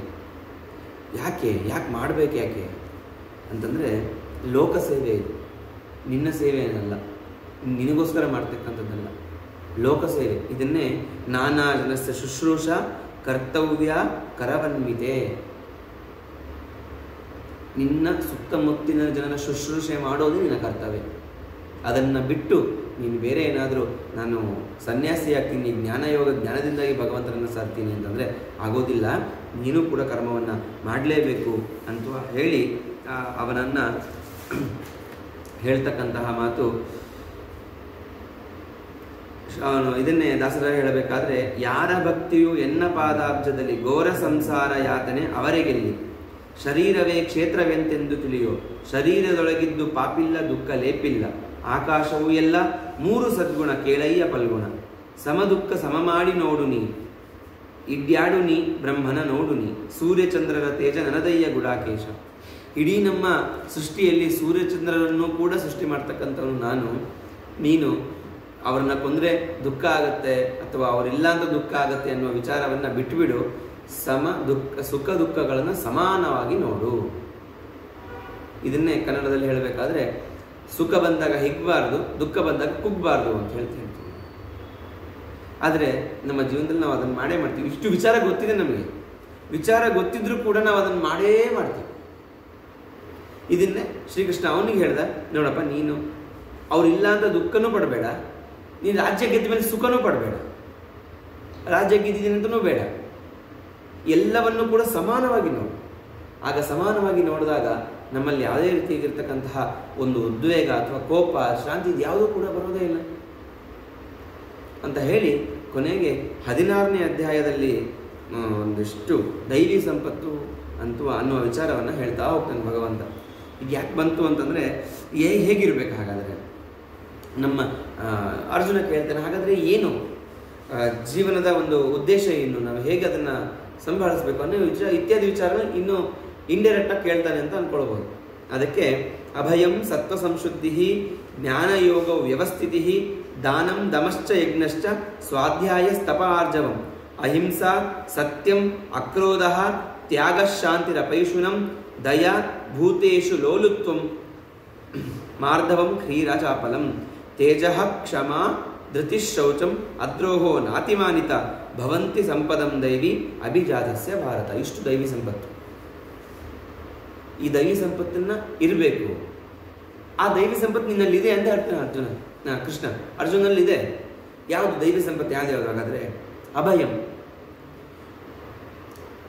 ಇದನ್ನು ಒಂದು ಸ್ವಲ್ಪ ನಾವು ರಾಮಾಯಣದ ಮೊದಲನೇ ಸರ್ಗದಲ್ಲಿ ಒಂದಿಷ್ಟು ವಿಚಾರಗಳನ್ನು, ರಾಮನ ಗುಣಗಳು ಯಾವ್ಯಾವು ಅಂತ ಬಂದಾಗ ಇಷ್ಟು ವಿಚಾರಗಳನ್ನು ಹೇಳ್ತಾರೆ. ಈ ದೈವಿ ಸಂಪತ್ತು ಮತ್ತು ರಾಮನ ಗುಣಗಳು ಅಥವಾ ಇಲ್ಲಿ ಭಾಗವತದಲ್ಲಿ ಬರ್ತಕ್ಕಂಥ ಅನೇಕ ಧರ್ಮಗಳು ಯಾವುದು ಕೂಡ ಬೇರೆ ಬೇರೆ ಅಂತ ಅನಿಸೋದಿಲ್ಲ. ಪದಗಳು ಬೇರೆ ಇರ್ಬೋದು ಅಷ್ಟೇ, ಪದಗಳು ಬೇರೆ ಇದೆ, ಅಂಥದ್ದು ಒಂದಿಷ್ಟು ಬದಲಾವಣೆ ಇರ್ಬೋದು. ಆದರೆ ಸರ್ವತೋಮುಖವಾಗಿ ನೋಡಿದಾಗ ಎಲ್ಲ ವಿಚಾರಗಳು ಒಂದೇ. ರಾಮ ಹೇಗಿರಬೇಕು ಅಂತ ರಾಮನ ಗುಣದಿಂದ ತೋರಿಸಿದ. ಭಗವದ್ಗೀತೆಯಲ್ಲಿ ಇಷ್ಟು ದೈವಿ ಸಂಪತ್ತನ್ನು ಹೇಳುವ ಮೂಲಕ ಜೀವನದಲ್ಲಿ ಹೀಗೆ ನಾವು ನಮ್ಮ ಗುಣಗಳನ್ನು ಅಳವಡಿಸ್ಕೊಳ್ಬೇಕು ಅಂತ ತೋರಿಸ್ತಾರೆ. ಭಾಗವತ ಧರ್ಮಗಳಲ್ಲಿ ಇಷ್ಟು ಧರ್ಮಗಳಿದೆ. ಆ ಧರ್ಮವು ಪ್ರತಿಯೊಂದು ಕಥೆಯಲ್ಲೂ ಕೂಡ ಒಂದೊಂದು ಧರ್ಮಗಳಿದ್ದೇ ಇದೆ. ಅದರಿಂದಾಗಿ ಈ ಮೂರು ಕೂಡ ಬಹಳ ವ್ಯತ್ಯಾಸ ಏನೂ ಇಲ್ಲ ಅಂತ ಅನಿಸ್ತು ನನಗೆ. ಅದರಲ್ಲಿ ಅಭಯಂ ಅಂತಂದರೆ ಏನು? ಭಯ ಇಲ್ಲದೆ ಇರ್ತಕ್ಕಂಥದ್ದು. ಯಾರನ್ನ ಕಂಡ್ರೆ ನನ್ನನ್ನು ಕಂಡ್ರೆ ಮತ್ತೊಬ್ಬರಿಗೆ ಭಯ ಇರಬಾರ್ದು, ಮತ್ತೊಬ್ಬರಿಂದ ನನಗೆ ಭಯ ಇರಬಾರ್ದು. ಇದನ್ನ ಸೂಕ್ಷ್ಮ ದೃಷ್ಟಿಯಿಂದ ಆಲೋಚನೆ ಮಾಡಿ ನೋಡಿದಾಗ ಭಯ ನಮ್ಮಲ್ಲಿ ಯಾವುದೋ ಒಂದು ರೀತಿಯಿಂದ ಭಯ ಇದೆ ನೋಡಿ. ರಸ್ತೆಯಲ್ಲಿ ನಡ್ಕೊಂಡು ಹೋಗ್ತಿರ್ಬೇಕಾದ್ರೆ ಒಂದಿಷ್ಟು ಹಣವನ್ನು ನಮ್ಮ ಪ್ಯಾಕೆಟಲ್ಲಿ ಇಟ್ಕೊಂಡು ಹೋಗ್ತಿರ್ಬೇಕಾದ್ರೆ ಯಾರು ಬರ್ಬೋದು, ನನ್ನ ಯಾರು ಹೊಡಿಬೋದು ಅನ್ನೋ ಭಯ ಇದೆ. ಆ ಹಣ ಸಂಪಾದನೆ ಮಾಡಿದ ಮೇಲೆ ಬಂದಿದ್ದು. ಯಾವಾಗಲೂ ಯಾವುದೋ ಒಂದು ಹಿಂಗೆ ಉಪನ್ಯಾಸದಲ್ಲೇ ಕೇಳ್ತಾ ಇದ್ದೆ, ಸಂಪಾದನೆ ಮಾಡೋವರೆಗೂ ಹೇಗೆ ಎಲ್ತನ ಸಂಪಾದನೆ ಹೆಂಗೆ ಸಂಪಾದನೆ ಮಾಡಬೇಕು, ಸಂಪಾದನೆ ಮಾಡಿದ ಮೇಲೆ ಹೇಗೆ ನಾವು ಕಾಪಾಡ್ಕೊಳ್ಬೇಕು. ಎಲ್ಲಿ ಹೋಗಿ ಇಡ್ತೀರಿ ನೀವು ಸಂಪಾದನೆ ಮಾಡಿದ್ದನ್ನು? ಮತ್ತೆ ಬಂದು ಬ್ಯಾಂಕಲ್ಲಿ ಇಡ್ತೀರಾ? ನಮ್ಮಲ್ಲಿ ಸೇಫ್ಟಿ ಇಲ್ಲ ಅಂದರೆ ಬ್ಯಾಂಕಲ್ಲಿ ಇಡೋದು, ಅದನ್ನು ಅನುಭವಿಸೋದು ಇಲ್ಲ. ದುಡಿಯೋದೇ ಅನುಭವಿಸಿದಿಲ್ಲ, ಬ್ಯಾಂಕಲ್ಲಿ ಲಾಕರ್ ಇಡ್ತೀರಾ. ಯಾವತ್ತೋ ಒಂದು ಫಂಕ್ಷನಿಗೆ ಹೋಗ್ಬೇಕಾದ್ರೆ ಆ ಲಾಕರ್ ತೆಗಿತೀರಾ, ಒಡವೆಗಳನ್ನ ಹಾಕೊಂಡು ಬರ್ತೀರಾ, ಮತ್ತೆ ವಾಪಸ್ ಎಲ್ಲ ಹೋಗಿರ್ತೀರಾ. ಯಾವ ಕರ್ಮಕ್ಕೆ ನಾವು ಅಷ್ಟು ಮಾಡ್ಕೊಳ್ಬೇಕು? ಅದ್ರ ಬದಲು ಮತ್ತೊಬ್ಬರಿಗೆ ಕಷ್ಟದಲ್ಲಿದ್ದಾಗ ಕೊಡ್ಬೋದಲ್ವ? ಅದನ್ನು ನಾವು ಮಾಡೋದೇ ಇಲ್ಲ. ಇನ್ನು ಸತ್ವ ಸಂಶುದ್ಧಿ. ಏನು ಸತ್ವ ಸಂಶುದ್ಧಿ ಅಂತಂದರೆ ಮನಸ್ಸಿನ ಪ್ರಸನ್ನತೆ. ಇದು ಯಾರಿಗಿದೆ? ಈ ಕಲಿಯುಗದಲ್ಲಿ ಪ್ರಸಕ್ತದಲ್ಲಿರ್ತಕ್ಕಂಥವ್ರಿಗೆ ಯಾರಿಗೂ ಕೂಡ ಮನಸ್ಸಿನ ಪ್ರಸನ್ನತೆ ಇದೆ. ಯಾರಿಗಿದೆ? ನಾನು ನೆಮ್ಮದಿಯಿಂದ ಇದ್ದೀನಪ್ಪ, ಮನಸ್ಸು ತುಂಬ ಸಂತೋಷವಾಗಿದೆ. ಇರ್ಲಿಕ್ಕೆ ಬಿಡೋದೇ ಇಲ್ಲ. ನಾವು ಏನಾದರೂ ಒಂದು ಆಲೋಚನೆ ಕೊಟ್ಟಿರ್ತೀವಿ, ಅದಕ್ಕೆ ಮನಸ್ಸಿಗೆ ನಿರಂತರ ಕೆಲಸ ಕೊಟ್ಟಿರ್ತೀವಿ. ಅಲ್ಲಿಗೆ ಹೋಗಬೇಕು, ಅದು ಮಾಡಬೇಕು, ಇದು ಮಾಡಬೇಕು, ಅವ್ರಿಗೇನೋ ಕೊಡಬೇಕು, ನಾನೇನೋ ತಗೊಳ್ಬೇಕು. ಒಂದು ಒಳ್ಳೆ ಧ್ಯಾನ ಮುದ್ರೆಯಲ್ಲಿ ಕೂತ್ಕೊಂಡು ಮನಸ್ಸಿಗೆ ಮನಸ್ಸಿನಲ್ಲಿ ಭಗವಂತನನ್ನು ಕಾಣ್ತಾ ಒಂದು ಒಳ್ಳೆ ಪ್ರಸನ್ನತೆಯನ್ನು ಕಂಡಿದ್ದು ನಮ್ಮನ್ನು ನಾವು ಆತ್ಮಾವಲೋಕನ ಮಾಡಿಕೊಂಡಾಗಲೂ ಕೂಡ ಸಿಗೋದಿಲ್ಲ. ಅದು ಅಂಥ ಕ್ಷಣ ಸಿಗೋದೇ ಇಲ್ಲ. ಇನ್ನು ಜ್ಞಾನ ಯೋಗ ವ್ಯವಸ್ಥಿತಿ. ಜ್ಞಾನ ಮಾರ್ಗದಲ್ಲಿ ನಿಷ್ಠೆ ಬೇಕು ನಮಗೆ. ಏನು ನಿಷ್ಠೆ ಅಂದರೆ ಏನು? ಜ್ಞಾನ ಮಾರ್ಗದಲ್ಲಿ ನಾವು ಯಾವಾಗ ಮೊದಲಿಗೆ ನಾವು ಯಾವ ಜ್ಞಾನವನ್ನು ಪಡಿತಿದ್ದೀವಿ ಅಂತ ನೋಡಬೇಕು. ನಮಗೆ ಯಾವಾಗಲೂ ನಾನು ತುಂಬ ವಿದ್ಯಾಪೀಠದಲ್ಲಿ ಅಧ್ಯಯನ ಮಾಡಿದಂಥ ಸುಧಾ ಎಲ್ಲ ಮುಗಿದ ನಂತರವೂ ಕೂಡ ನನಗೆ ಈ ಅನುಭವ ಆಗಿರಲಿಲ್ಲ. ನಾವು ಶಾಸ್ತ್ರವನ್ನು ಓದಿದ್ದೀವಿ, ನಮ್ಮಿತರ ಇರತಕ್ಕಂಥ ಜನರೆಲ್ಲರೂ ಕೂಡ ಬೇರೆ ಬೇರೆ ಅಧ್ಯಯನ ಮಾಡಿದ್ದಾರೆ. ಅವರೊಂದು ವೃತ್ತಿಯಲ್ಲಿದ್ದಾರೆ, ನಾನು ಒಂದು ವೃತ್ತಿಯಲ್ಲಿದ್ದೇನೆ. ಇಷ್ಟೇ ನನ್ನ ಅನುಭವನೂ ಕೂಡ ಇಷ್ಟೇ ಇತ್ತು. ಯಾವಾಗಲೂ ಕೂಡ ಗುರು ಹೇಳ್ತಾ ಇದ್ರು, ನಿಮಗೆ ವಿದ್ಯಾಪೀಠದಲ್ಲಿ ಇರೋವರೆಗೂ ಕೂಡ ಜೀವನ ಗೊತ್ತಾಗೋದಿಲ್ಲ ನಿಮಗೆ. ನಾವೇನೋ ತಪ್ಪು ಮಾಡಿದ್ರೆ ನಮ್ಮ ಸ್ವಾಮಿಗಳು ಹೇಳ್ತಾ ಇದ್ರು, ಇದು 3.5 ಎಕರೆ ಜಾಗ, ಇಲ್ಲಿ ಇರೋವರೆಗೂ ಕೂಡ ನಿಮಗೆ ಅನ್ನದ ವ್ಯಾಲ್ಯೂ ಆಗಲಿ ಮತ್ತೊಂದಾಗಲಿ ಯಾವುದು ಕೂಡ ಗೊತ್ತಾಗೋದಿಲ್ಲ. ಹೊರಗಡೆ ಹೋಗ್ತಿರಲ್ವ ಅವಾಗ ಗೊತ್ತಾಗತ್ತೆ ಅಂತ ಯಾವಾಗಲೂ ಹೇಳ್ತಿದ್ರು. ಮತ್ತು ಇದರ ಶಾಸ್ತ್ರದ ವ್ಯಾಲ್ಯೂ ಕೂಡ ನಿಮಗೆ ಅವಾಗೇ ಗೊತ್ತಾಗೋದು ಅಂತ ಹೇಳ್ತಿದ್ರು ಸ್ವಾಮಿಗಳು. ನೀವಿನ್ನೂ ಓದಿದ್ದೀರಿ, 13 ವರ್ಷ ಓದಿದ್ದು ಅದೇ, ಆದರೆ ಇದರ ಬೆಲೆ ನಿಮಗೆ ಗೊತ್ತಾಗೋದು ಯಾವಾಗ ಗೊತ್ತಾ? ಗೇಟಿಂದ ಹೊರಗೆ ಹೋದಾಗ ಮಾತ್ರ ಗೊತ್ತಾಗುತ್ತೆ. ನಿಮ್ಮ ಜೀವನದಲ್ಲಿ ನೀವು ಸ್ವಂತ ಕಾಲ ಮೇಲೆ ನಿಂತ್ಕೊಳ್ಬೇಕು ಅಂತ ಅಂತೀರಲ್ಲ, ಅವಾಗ ಗೊತ್ತಾಗುತ್ತೆ. ಅದರ ಅನುಭವ ನನ್ನ ಜೀವನದಲ್ಲಿ ಆಯಿತು. ಯಾಕಂದರೆ ಜ್ಞಾನ, ಯಾವ ಜ್ಞಾನ? ಎರಡಕ್ಕೂ ಉಪನಿಷತ್ತು ಹೇಳುತ್ತೆ, ಅವಿದ್ಯೆ ಅಂದರೆ 2 ವಿದ್ಯೆಗಳು ಅಂತ, ಪರವಿದ್ಯೆ ಅಪರವಿದ್ಯೆ. ಎಷ್ಟು ನಮಗೆ ನಾವು ಓದ್ತಕ್ಕಂತಹ ರಾಮಾಯಣದಲ್ಲೇ ಮ್ಯಾಥ್ ಇದೆ, ಬಯಾಲಜಿ ಇದೆ, ಸೈನ್ಸ್ ಇದೆ, ಅದೇ ಮಹಾಭಾರತದಲ್ಲೆಲ್ಲ ವಿಚಾರಗಳಿದೆ, ಅದೇ ಭಾಗವತದೆಲ್ಲ ವಿಚಾರಗಳಿದೆ. ಇದನ್ನು ಬಿಟ್ಬಿಡ್ತಿದ್ದೀವಿ ನಾವು, ಅದಕ್ಕೊಂದು ಪ್ರತ್ಯೇಕ ಸಬ್ಜೆಕ್ಟ್ ಮಾಡ್ಕೊಂಡಿದ್ದೀವಿ. ಶ್ಲೋಕ ಬೈ ಶ್ಲೋಕ ವ್ಯಾಖ್ಯಾನಗಳನ್ನು ನೋಡಿಕೊಂಡು ಪ್ರತಿಯೊಂದು ಓದಿದ್ದು ಖಂಡಿತ ನಿಜವಾಗ್ಲೂ. ಆದರೆ ಈಗಿನ ಮ್ಯಾಥ್ ಸೈನ್ಸ್ ಏನಿದೆಯಲ್ವಾ, ಇದರ ಜ್ಞಾನಕ್ಕಿಂತ ಒಂದು 10 ಪಟ್ಟು ಜ್ಞಾನ ಜಾಸ್ತಿನೇ ಸಿಗುತ್ತೆ ಅದರಲ್ಲಿ. ಅದನ್ನು ನಾವು ಎಷ್ಟು ಓದಿದ್ದೀವಿ ಅನ್ನೋದು ಮುಖ್ಯ ಅಷ್ಟೇ. ನಮಗೆ ನಾನು ಹೇಳ್ತಾ ಇದ್ದೆ, ನಾನು ಯಾವಾಗಲೂ ಸ್ವಾಮಿಗಳ ಹತ್ರ ಜಗಳ ಆಡ್ತಾ ಇದ್ದೆ, ನೀವೇನೋ 13 ವರ್ಷ ಸಂಸ್ಕೃತನ ಓದಿ ನಮಗೆ ಸುಧಾಮಂಗಳ ಮಾಡಿಬಿಡ್ತೀರಿ, ಹೊರಗಡೆ ನಮ್ಮ ಜೀವನ ಹೇಗೆ ಅಂದರೆ ಯಾವಾಗ ತಮಾಷೆಗೆ ಒಂದು ಹರಟೆ ಹೊಡಿತಾ ಅಂತಿದ್ದೆ. ನಿನಗೆ ಇದರಲ್ಲಿ ಇಲ್ಲದೇ ಇರ್ತಕ್ಕಂಥದ್ದು ಏನಿದೆ ಹೊರಗಿನ ಪ್ರಪಂಚದಲ್ಲಿ ಅಂತ ಕೇಳ್ತಿದ್ರು. ಹಾಗೆ ಭಗವದ್ಗೀತೆಯಲ್ಲಿ ಇಲ್ಲದೇ ಇರ್ತಕ್ಕಂಥ ವಿಚಾರ ಜಗತ್ತಲ್ಲಿ ಇಲ್ಲವೇ ಇಲ್ಲ. ಅಷ್ಟೇ, ನಮ್ಮ ಅನುಭವಕ್ಕೆ ಬರಬೇಕಷ್ಟೇ. ಅದರಿಂದಾಗಿ ಆ ಜ್ಞಾನ ಮಾರ್ಗದಲ್ಲಿ ನಿಷ್ಠೆ, ಆ ಜ್ಞಾನವನ್ನು ಏನು ಜ್ಞಾನ ತಗೊಳ್ತಾ ಇದ್ದೀನಿ, ಆ ಜ್ಞಾನ ಪಡೀಲಿಕ್ಕೆ ನಾವು ಯಾವ ಮಾರ್ಗದಲ್ಲಿ ಇದ್ದೀನಿ ಅನ್ನುವ ಒಂದು ಜ್ಞಾನ ಬೇಕು. ಇನ್ನು ದಾನಂ, ಇಲ್ಲಿ ದಾನ ಅನ್ನೋ ಪದವನ್ನು ಬಂದಾಗ ವಿಶೇಷವಾಗಿ ಮಾಡ್ತಕ್ಕಂಥದ್ದು. ನಾವು ಹೋಗಿ ಯಾವುದೋ ಒಬ್ಬನಿಗೆ ಅಥವಾ ನಾವು ದೇವಸ್ಥಾನಕ್ಕೆ ಹೋದಾಗ ಅಲ್ಲಿ ಒಂದಿಷ್ಟು ದಾನವನ್ನು ಕೊಟ್ಟು ಬರ್ತೀವಿ, ಮಾಡೋಣ. ಆದರೆ ಶಾಸ್ತ್ರ ಹೇಳ್ತಕ್ಕಂಥ ಇದು ಗೀತೆಯಲ್ಲಿ ಮಾತ್ರ ಬರ್ತಕ್ಕಂತಹ ವಿಚಾರ ಅಲ್ಲ, ಅನೇಕ ಕಡೆ ಬರ್ತಕ್ಕಂತಹ ವಿಚಾರ. ದಾನ ಅಂದರೆ ಯಾರಿಗೆ ದಾನ ನಾವು ಮಾಡೋದ್ರಿಂದ ಅವನ ಹೊಟ್ಟೆ ತುಂಬುತ್ತೋ, ಅವನ ಅವಶ್ಯಕತೆ ನೀಗುತ್ತೋ ಅವನಿಗೆ ದಾನವನ್ನು ಮಾಡಬೇಕು. ನಾವು ದಾನದ ಒಂದು ಮಹತ್ವನೇ ಅದು. ಯಾರಿಗೆ ನಾವು ಒಂದಿಷ್ಟು ಮುಷ್ಟಿ ಅಕ್ಕಿಯನ್ನು ಕೊಡ್ತಿದ್ದೀವಿ, ದಾನ ಮಾಡ್ತಿದ್ದೀವಿ ಅಂತಂದರೆ ಆ ದಾನದಿಂದಾಗಿ ಅವನ ಹೊಟ್ಟೆ ತುಂಬಬೇಕು ನಮಗೆ, ಅಂದಾಗ ಮಾಡು. ಇದ್ದವನಿಗೆ ದಾನ ಮಾಡಿದರೆ ಅವನೇನು ಮಾಡ್ತಾನೆ, ಬೇಕಾಬಿಟ್ಟು ಖರ್ಚು ಮಾಡ್ತಾನೆ. ಅದರ ಒಂದು ಅಂಶ ಸ್ಥಿತಿ ಅವನಿಗೆ ಗೊತ್ತಿರೋದೇ ಇಲ್ಲ. ಅದರಿಂದಾಗಿ ಅರ್ಹರಿಗೆ ಯಾವ ವಿತ್ತವನ್ನು ಕೊಡು, ಪದಾರ್ಥಗಳನ್ನು ಕೊಡು, ನಿನ್ನಲ್ಲಿರ್ತಕ್ಕಂಥ ವಿದ್ಯೆಯನ್ನು ಕೊಡು. ವಿದ್ಯೆಗೂ ಅಷ್ಟೇ ಸಿಕ್ಕೋರಿಗೆ ವಿದ್ಯೆಯನ್ನು ಕೊಡಬಾರದಂತೆ. ಯಾಕೆಂದರೆ ಅನ್ನದಾನಂ ಮಹಾದಾನಂ ವಿದ್ಯಾದಾನ ಮತಃಪರಂ ಅನ್ನೇನ ಕ್ಷಣಿಕಾ ತೃಪ್ತಿ ಯಾವಜ್ಜೀವಂಚ ವಿದ್ಯೆಯ. ಶ್ರೇಷ್ಠವಾದ ದಾನ 2 ದಾನ ಅಂತೆ ಇಡೀ ನಮ್ಮ ಜೀವನದಲ್ಲಿ, ಒಂದು ಅನ್ನದಾನ, ಒಂದು ವಿದ್ಯಾದಾನ. ಆದರೆ ಅವೆರಡರಲ್ಲೂ ಅಂದರೆ ವಿದ್ಯಾದಾನ ಬಹಳ ಶ್ರೇಷ್ಠವಾಗಿದ್ದು ಅಂತ. ಯಾಕೆಂದರೆ ಒಬ್ಬನಿಗೆ ಹಸಿವಿರುತ್ತೆ, ಬಂದಿರ್ತೀವಿ, ಊಟವನ್ನು ಕೊಡ್ತೀವಿ, ಆ ಊಟ ಅವನಿಗೆ ಹೊಟ್ಟೆ ತುಂಬಿತ್ತು, ಮತ್ತು ನಾಳೆ ಬೆಳಿಗ್ಗೆ ಅವನಿಗೆ ಹಸುವಾಗುತ್ತೆ, ಮತ್ತು ನೀವು ಇನ್ನೊಬ್ಬರ ಹತ್ರ ಹೋಗ್ಬೇಕು. ಅವನು ವಿದ್ಯೆಯನ್ನು ಕೊಟ್ಟು ನೋಡಿ, ಆ ವಿದ್ಯೆ ಯಾವಜ್ಜೀವಂಚ ವಿದ್ಯೆಯ. ಅವನು ವಿದ್ಯೆ ಒಂದಿತ್ತು ಅಂದರೆ ತನ್ನ ಜಗತ್ತಿನಲ್ಲಿ ಅವನು ಏನು ಬೇಕಾದರೂ ಸಂಪಾದನೆ ಮಾಡ್ತಾನೆ. ಆದರೆ ಆ ವಿದ್ಯೆ ಎಂಥದ್ದು ಅನ್ನುವ ಒಂದು ದೃಷ್ಟಿ ನಮ್ಮಲ್ಲಿರಬೇಕು. ಮತ್ತು ದಮ ಇಂದ್ರಿಯ ನಿಗ್ರಹ. ಇಂದ್ರಿಯ ನಿಗ್ರಹ ಒಂದು ಇಷ್ಟು ಉಪನ್ಯಾಸವನ್ನು ಮಾಡ್ತೀವಿ, ಕೇಳ್ತೀವಿ, ಎಲ್ಲ ಮಾಡ್ತೀವಿ. ಮತ್ತೆ ಯಾವುದೋ ಒಂದು ವಸ್ತು ನಮ್ಮಲ್ಲಿ ಇಂದ್ರಿಯ ನಿಗ್ರಹ ಇಲ್ಲದೇ, ಏಕಾದಶಿ ಬಂದಿದೆ, ಏಕಾದಶಿ ಹರಿದಿವಸ, ಅವತ್ತೊಂದಿಷ್ಟು ಸಂಪೂರ್ಣ ಒಂದು ಜಾಗರಣೆ ಮಾಡಿಕೊಂಡು ಭಗವಂತನಲ್ಲಿ ಬುದ್ಧಿ ಇಟ್ಕೊಂಡು ನಾವು ವ್ರತವನ್ನು ಮಾಡಬೇಕು ಅಂತಿದ್ದಾಗ ಪಾಪ ಯಾರೋ ಒಬ್ಬರು ಬಿಸಿ ಬಿಸಿಯಾಗಿ ಮೊಸರು ಅವಲಕ್ಕಿ ಮಾಡಿಕೊಂಡು ಒಂದೊಂದಿಷ್ಟು ಅಥವಾ ಒಗ್ಗರಣೆ ಕೊಟ್ಕೊಂಡು, ಹಿಂಗಿನ ಒಗ್ಗರಣೆ ಕೊಟ್ಕೊಂಡು ಬಂದರೆ ಬಾಯಲ್ಲಿ ನೀರು ಬರುತ್ತೆ. ಇಂದ್ರಿಯ ನಿಗ್ರಹ ಇದೆಯಾ ನಮಗೆ? ಯಾರೋ ಒಬ್ರು ಚಪಾತಿ ಮಾಡ್ತಿದ್ರೆ ನೀವು ವ್ರತದ ಹೋಯ್ತು, ಅಲ್ಲಿಗೆ ಹೋಯ್ತು ನಿನ್ನ ವ್ರತ. ಇಂದ್ರಿಯ ನಿಗ್ರಹ ಅಂತಕ್ಕಂಥದ್ದಿಲ್ಲ. ಅದರಿಂದಾಗ ಆ ಇಂದ್ರಿಯ ನಿಗ್ರಹ ನಮ್ಮ ಜೀವನದಲ್ಲಿ ಅಳವಡಿಸ್ಕೊಳ್ಬೇಕು. ಇನ್ನೊಂದು ಯಜ್ಞ. ಯಜ್ಞ ಅಂತ ಹೇಳಬೇಕಾದಾಗ ಇಲ್ಲೊಂದು ಸ್ವಲ್ಪ ವಿವರವಾಗಿ ಹೇಳಬೇಕಾದ್ರೆ, ಜ್ಯೋತಿಷ್ಠೋಮಾದಿ ಯಾಗಗಳನ್ನು ಕೂಡ ಯಜ್ಞದ ಒಂದು ಪರಿಧಿಯಲ್ಲಿ ಸೇರಿಸಿದರೆ, ಇನ್ನು ಆ ದೇವ ಪಿತೃ ಋಷಿ ಮನುಷ್ಯ ಭೂತ ಯಜ್ಞಗಳನ್ನು ಕೂಡ ಮಾಡಬೇಕು. ಏನು ದೇವ ಋಷಿ ಪಿತೃ ಯಜ್ಞಗಳು ಅಂತಂದರೆ, ನಮ್ಮ ಕರ್ಮದಲ್ಲಿ, ನಮ್ಮ ಅನುಷ್ಠಾನದಲ್ಲಿ ಪಿತೃಯಜ್ಞ ಯಾವುದು, ಶ್ರಾದ್ದಾದಿಗಳನ್ನು ಕೂಡ ಮಾಡಬೇಕು. ನಾವು ಬಿಟ್ಬಿಟ್ಟಿರ್ತೀವಿ. ಎಷ್ಟೋ ತುಂಬ ಜನರನ್ನು ನೋಡ್ಬೇಕು ನೀವು. ಅದರಲ್ಲೂ ನಮ್ಮ ಭಾರತೀಯರಾಗಿ, ಹಿಂದೂಗಳಾಗಿ ಹೊರದೇಶಕ್ಕೆ ಹೋಗಿ ತಮ್ಮ ಪಿತೃ ಶ್ರಾದ್ದಗಳನ್ನೇ ಮರೆತು ಬಿಟ್ಟಿರ್ತಾರೆ. ಇನ್ನೂ ಕೆಲವೊಂದು ಇದಿದೆ, ಒಂದು ವಿಶಿಷ್ಟವಾದ ಕ್ಷೇತ್ರಗಳಿಗೆ ಹೋಗಿ ಬಂದರೆ ಸಾಕು, ನಾವು ಶ್ರಾದ್ದವನ್ನು ಮಾಡೋ ಅವಶ್ಯಕತೆನೇ ಇಲ್ಲ ಸ್ವಾಮಿ. ಅದನ್ನು ಆ ಥರ ಮಾಡಲೇಬಾರ್ದು. ಅದು ಯಾವಾಗಲೂ ಕೂಡ ನಮ್ಮ ಕರ್ತವ್ಯದಲ್ಲಿ ಅದು ಒಂದು ಋಷಿತರ್ಪಣ ಪ್ರತಿನಿತ್ಯ ಆಗಬೇಕು. ಇಷ್ಟು ವಿಚಾರಗಳು. ಇನ್ನು ಸ್ವಾಧ್ಯಾಯ. ಈ ಸ್ವಾಧ್ಯಾಯ ಪದಕ್ಕೆ ವಿಶೇಷವಾಗಿರ್ತಕ್ಕಂತಹ, ಇಲ್ಲಿ ವೇದಾಧ್ಯಯನ ಅಂತ ಹೇಳ್ಬೋದು. ಅದೇ ರೀತಿಯಾಗಿ ನಮ್ಮ ಪಾತ್ರಗಳಲ್ಲಿ ಅಥವಾ ನಮ್ಮ ಆಶ್ರಮದಲ್ಲಿ ಯಾವ್ಯಾವ ಅಧ್ಯಯನಕ್ಕೆ ಯೋಗ್ಯವಾಗಿರ್ತಕ್ಕಂಥದ್ದು ಇದೆಯೋ ಅವೆಲ್ಲವೂ ಕೂಡ ನಾವು ಅಧ್ಯಯನ ಮಾಡಲೇಬೇಕು. ಸ್ವಾಧ್ಯಾಯ. ತಪ ಆರ್ಜವಂ. ತಪಸ್ಸು ಅಂದರೆ ನಮ್ಮ ಆಶ್ರಮಗಳನ್ನು ಕಾಪಾಡ್ಕೊಳ್ತಕ್ಕಂಥದ್ದು. ಬ್ರಹ್ಮಚಾರಿಯ ಅವಧಿಯಲ್ಲಿ ಗೃಹಸ್ಥಾಶ್ರಮವನ್ನು ಆಲೋಚನೆ ಮಾಡಿದರೆ ನಮ್ಮ ತಪಸ್ಸು ಹೋಯಿತು ಅಂತ. ಒಂದು ಕ್ಷಣವೂ ಕೂಡ ಬರಬಾರದು. ಬ್ರಹ್ಮಚಾರಿಯ ಆಶ್ರಮದಲ್ಲಿದ್ದಾಗ ಗೃಹಸ್ಥಾಶ್ರಮದ ಆಲೋಚನೆ ಬರಬಾರದು. ಗೃಹಸ್ಥಾಶ್ರಮದ ಆಲೋಚನೆ ಇದ್ದಾಗ ಮತ್ತೆ ಮುಂದಿಂದು ಆ ವಾನಪ್ರಸ್ಥಾಶ್ರಮದ ಆಲೋಚನೆ ಬರಬಾರದು.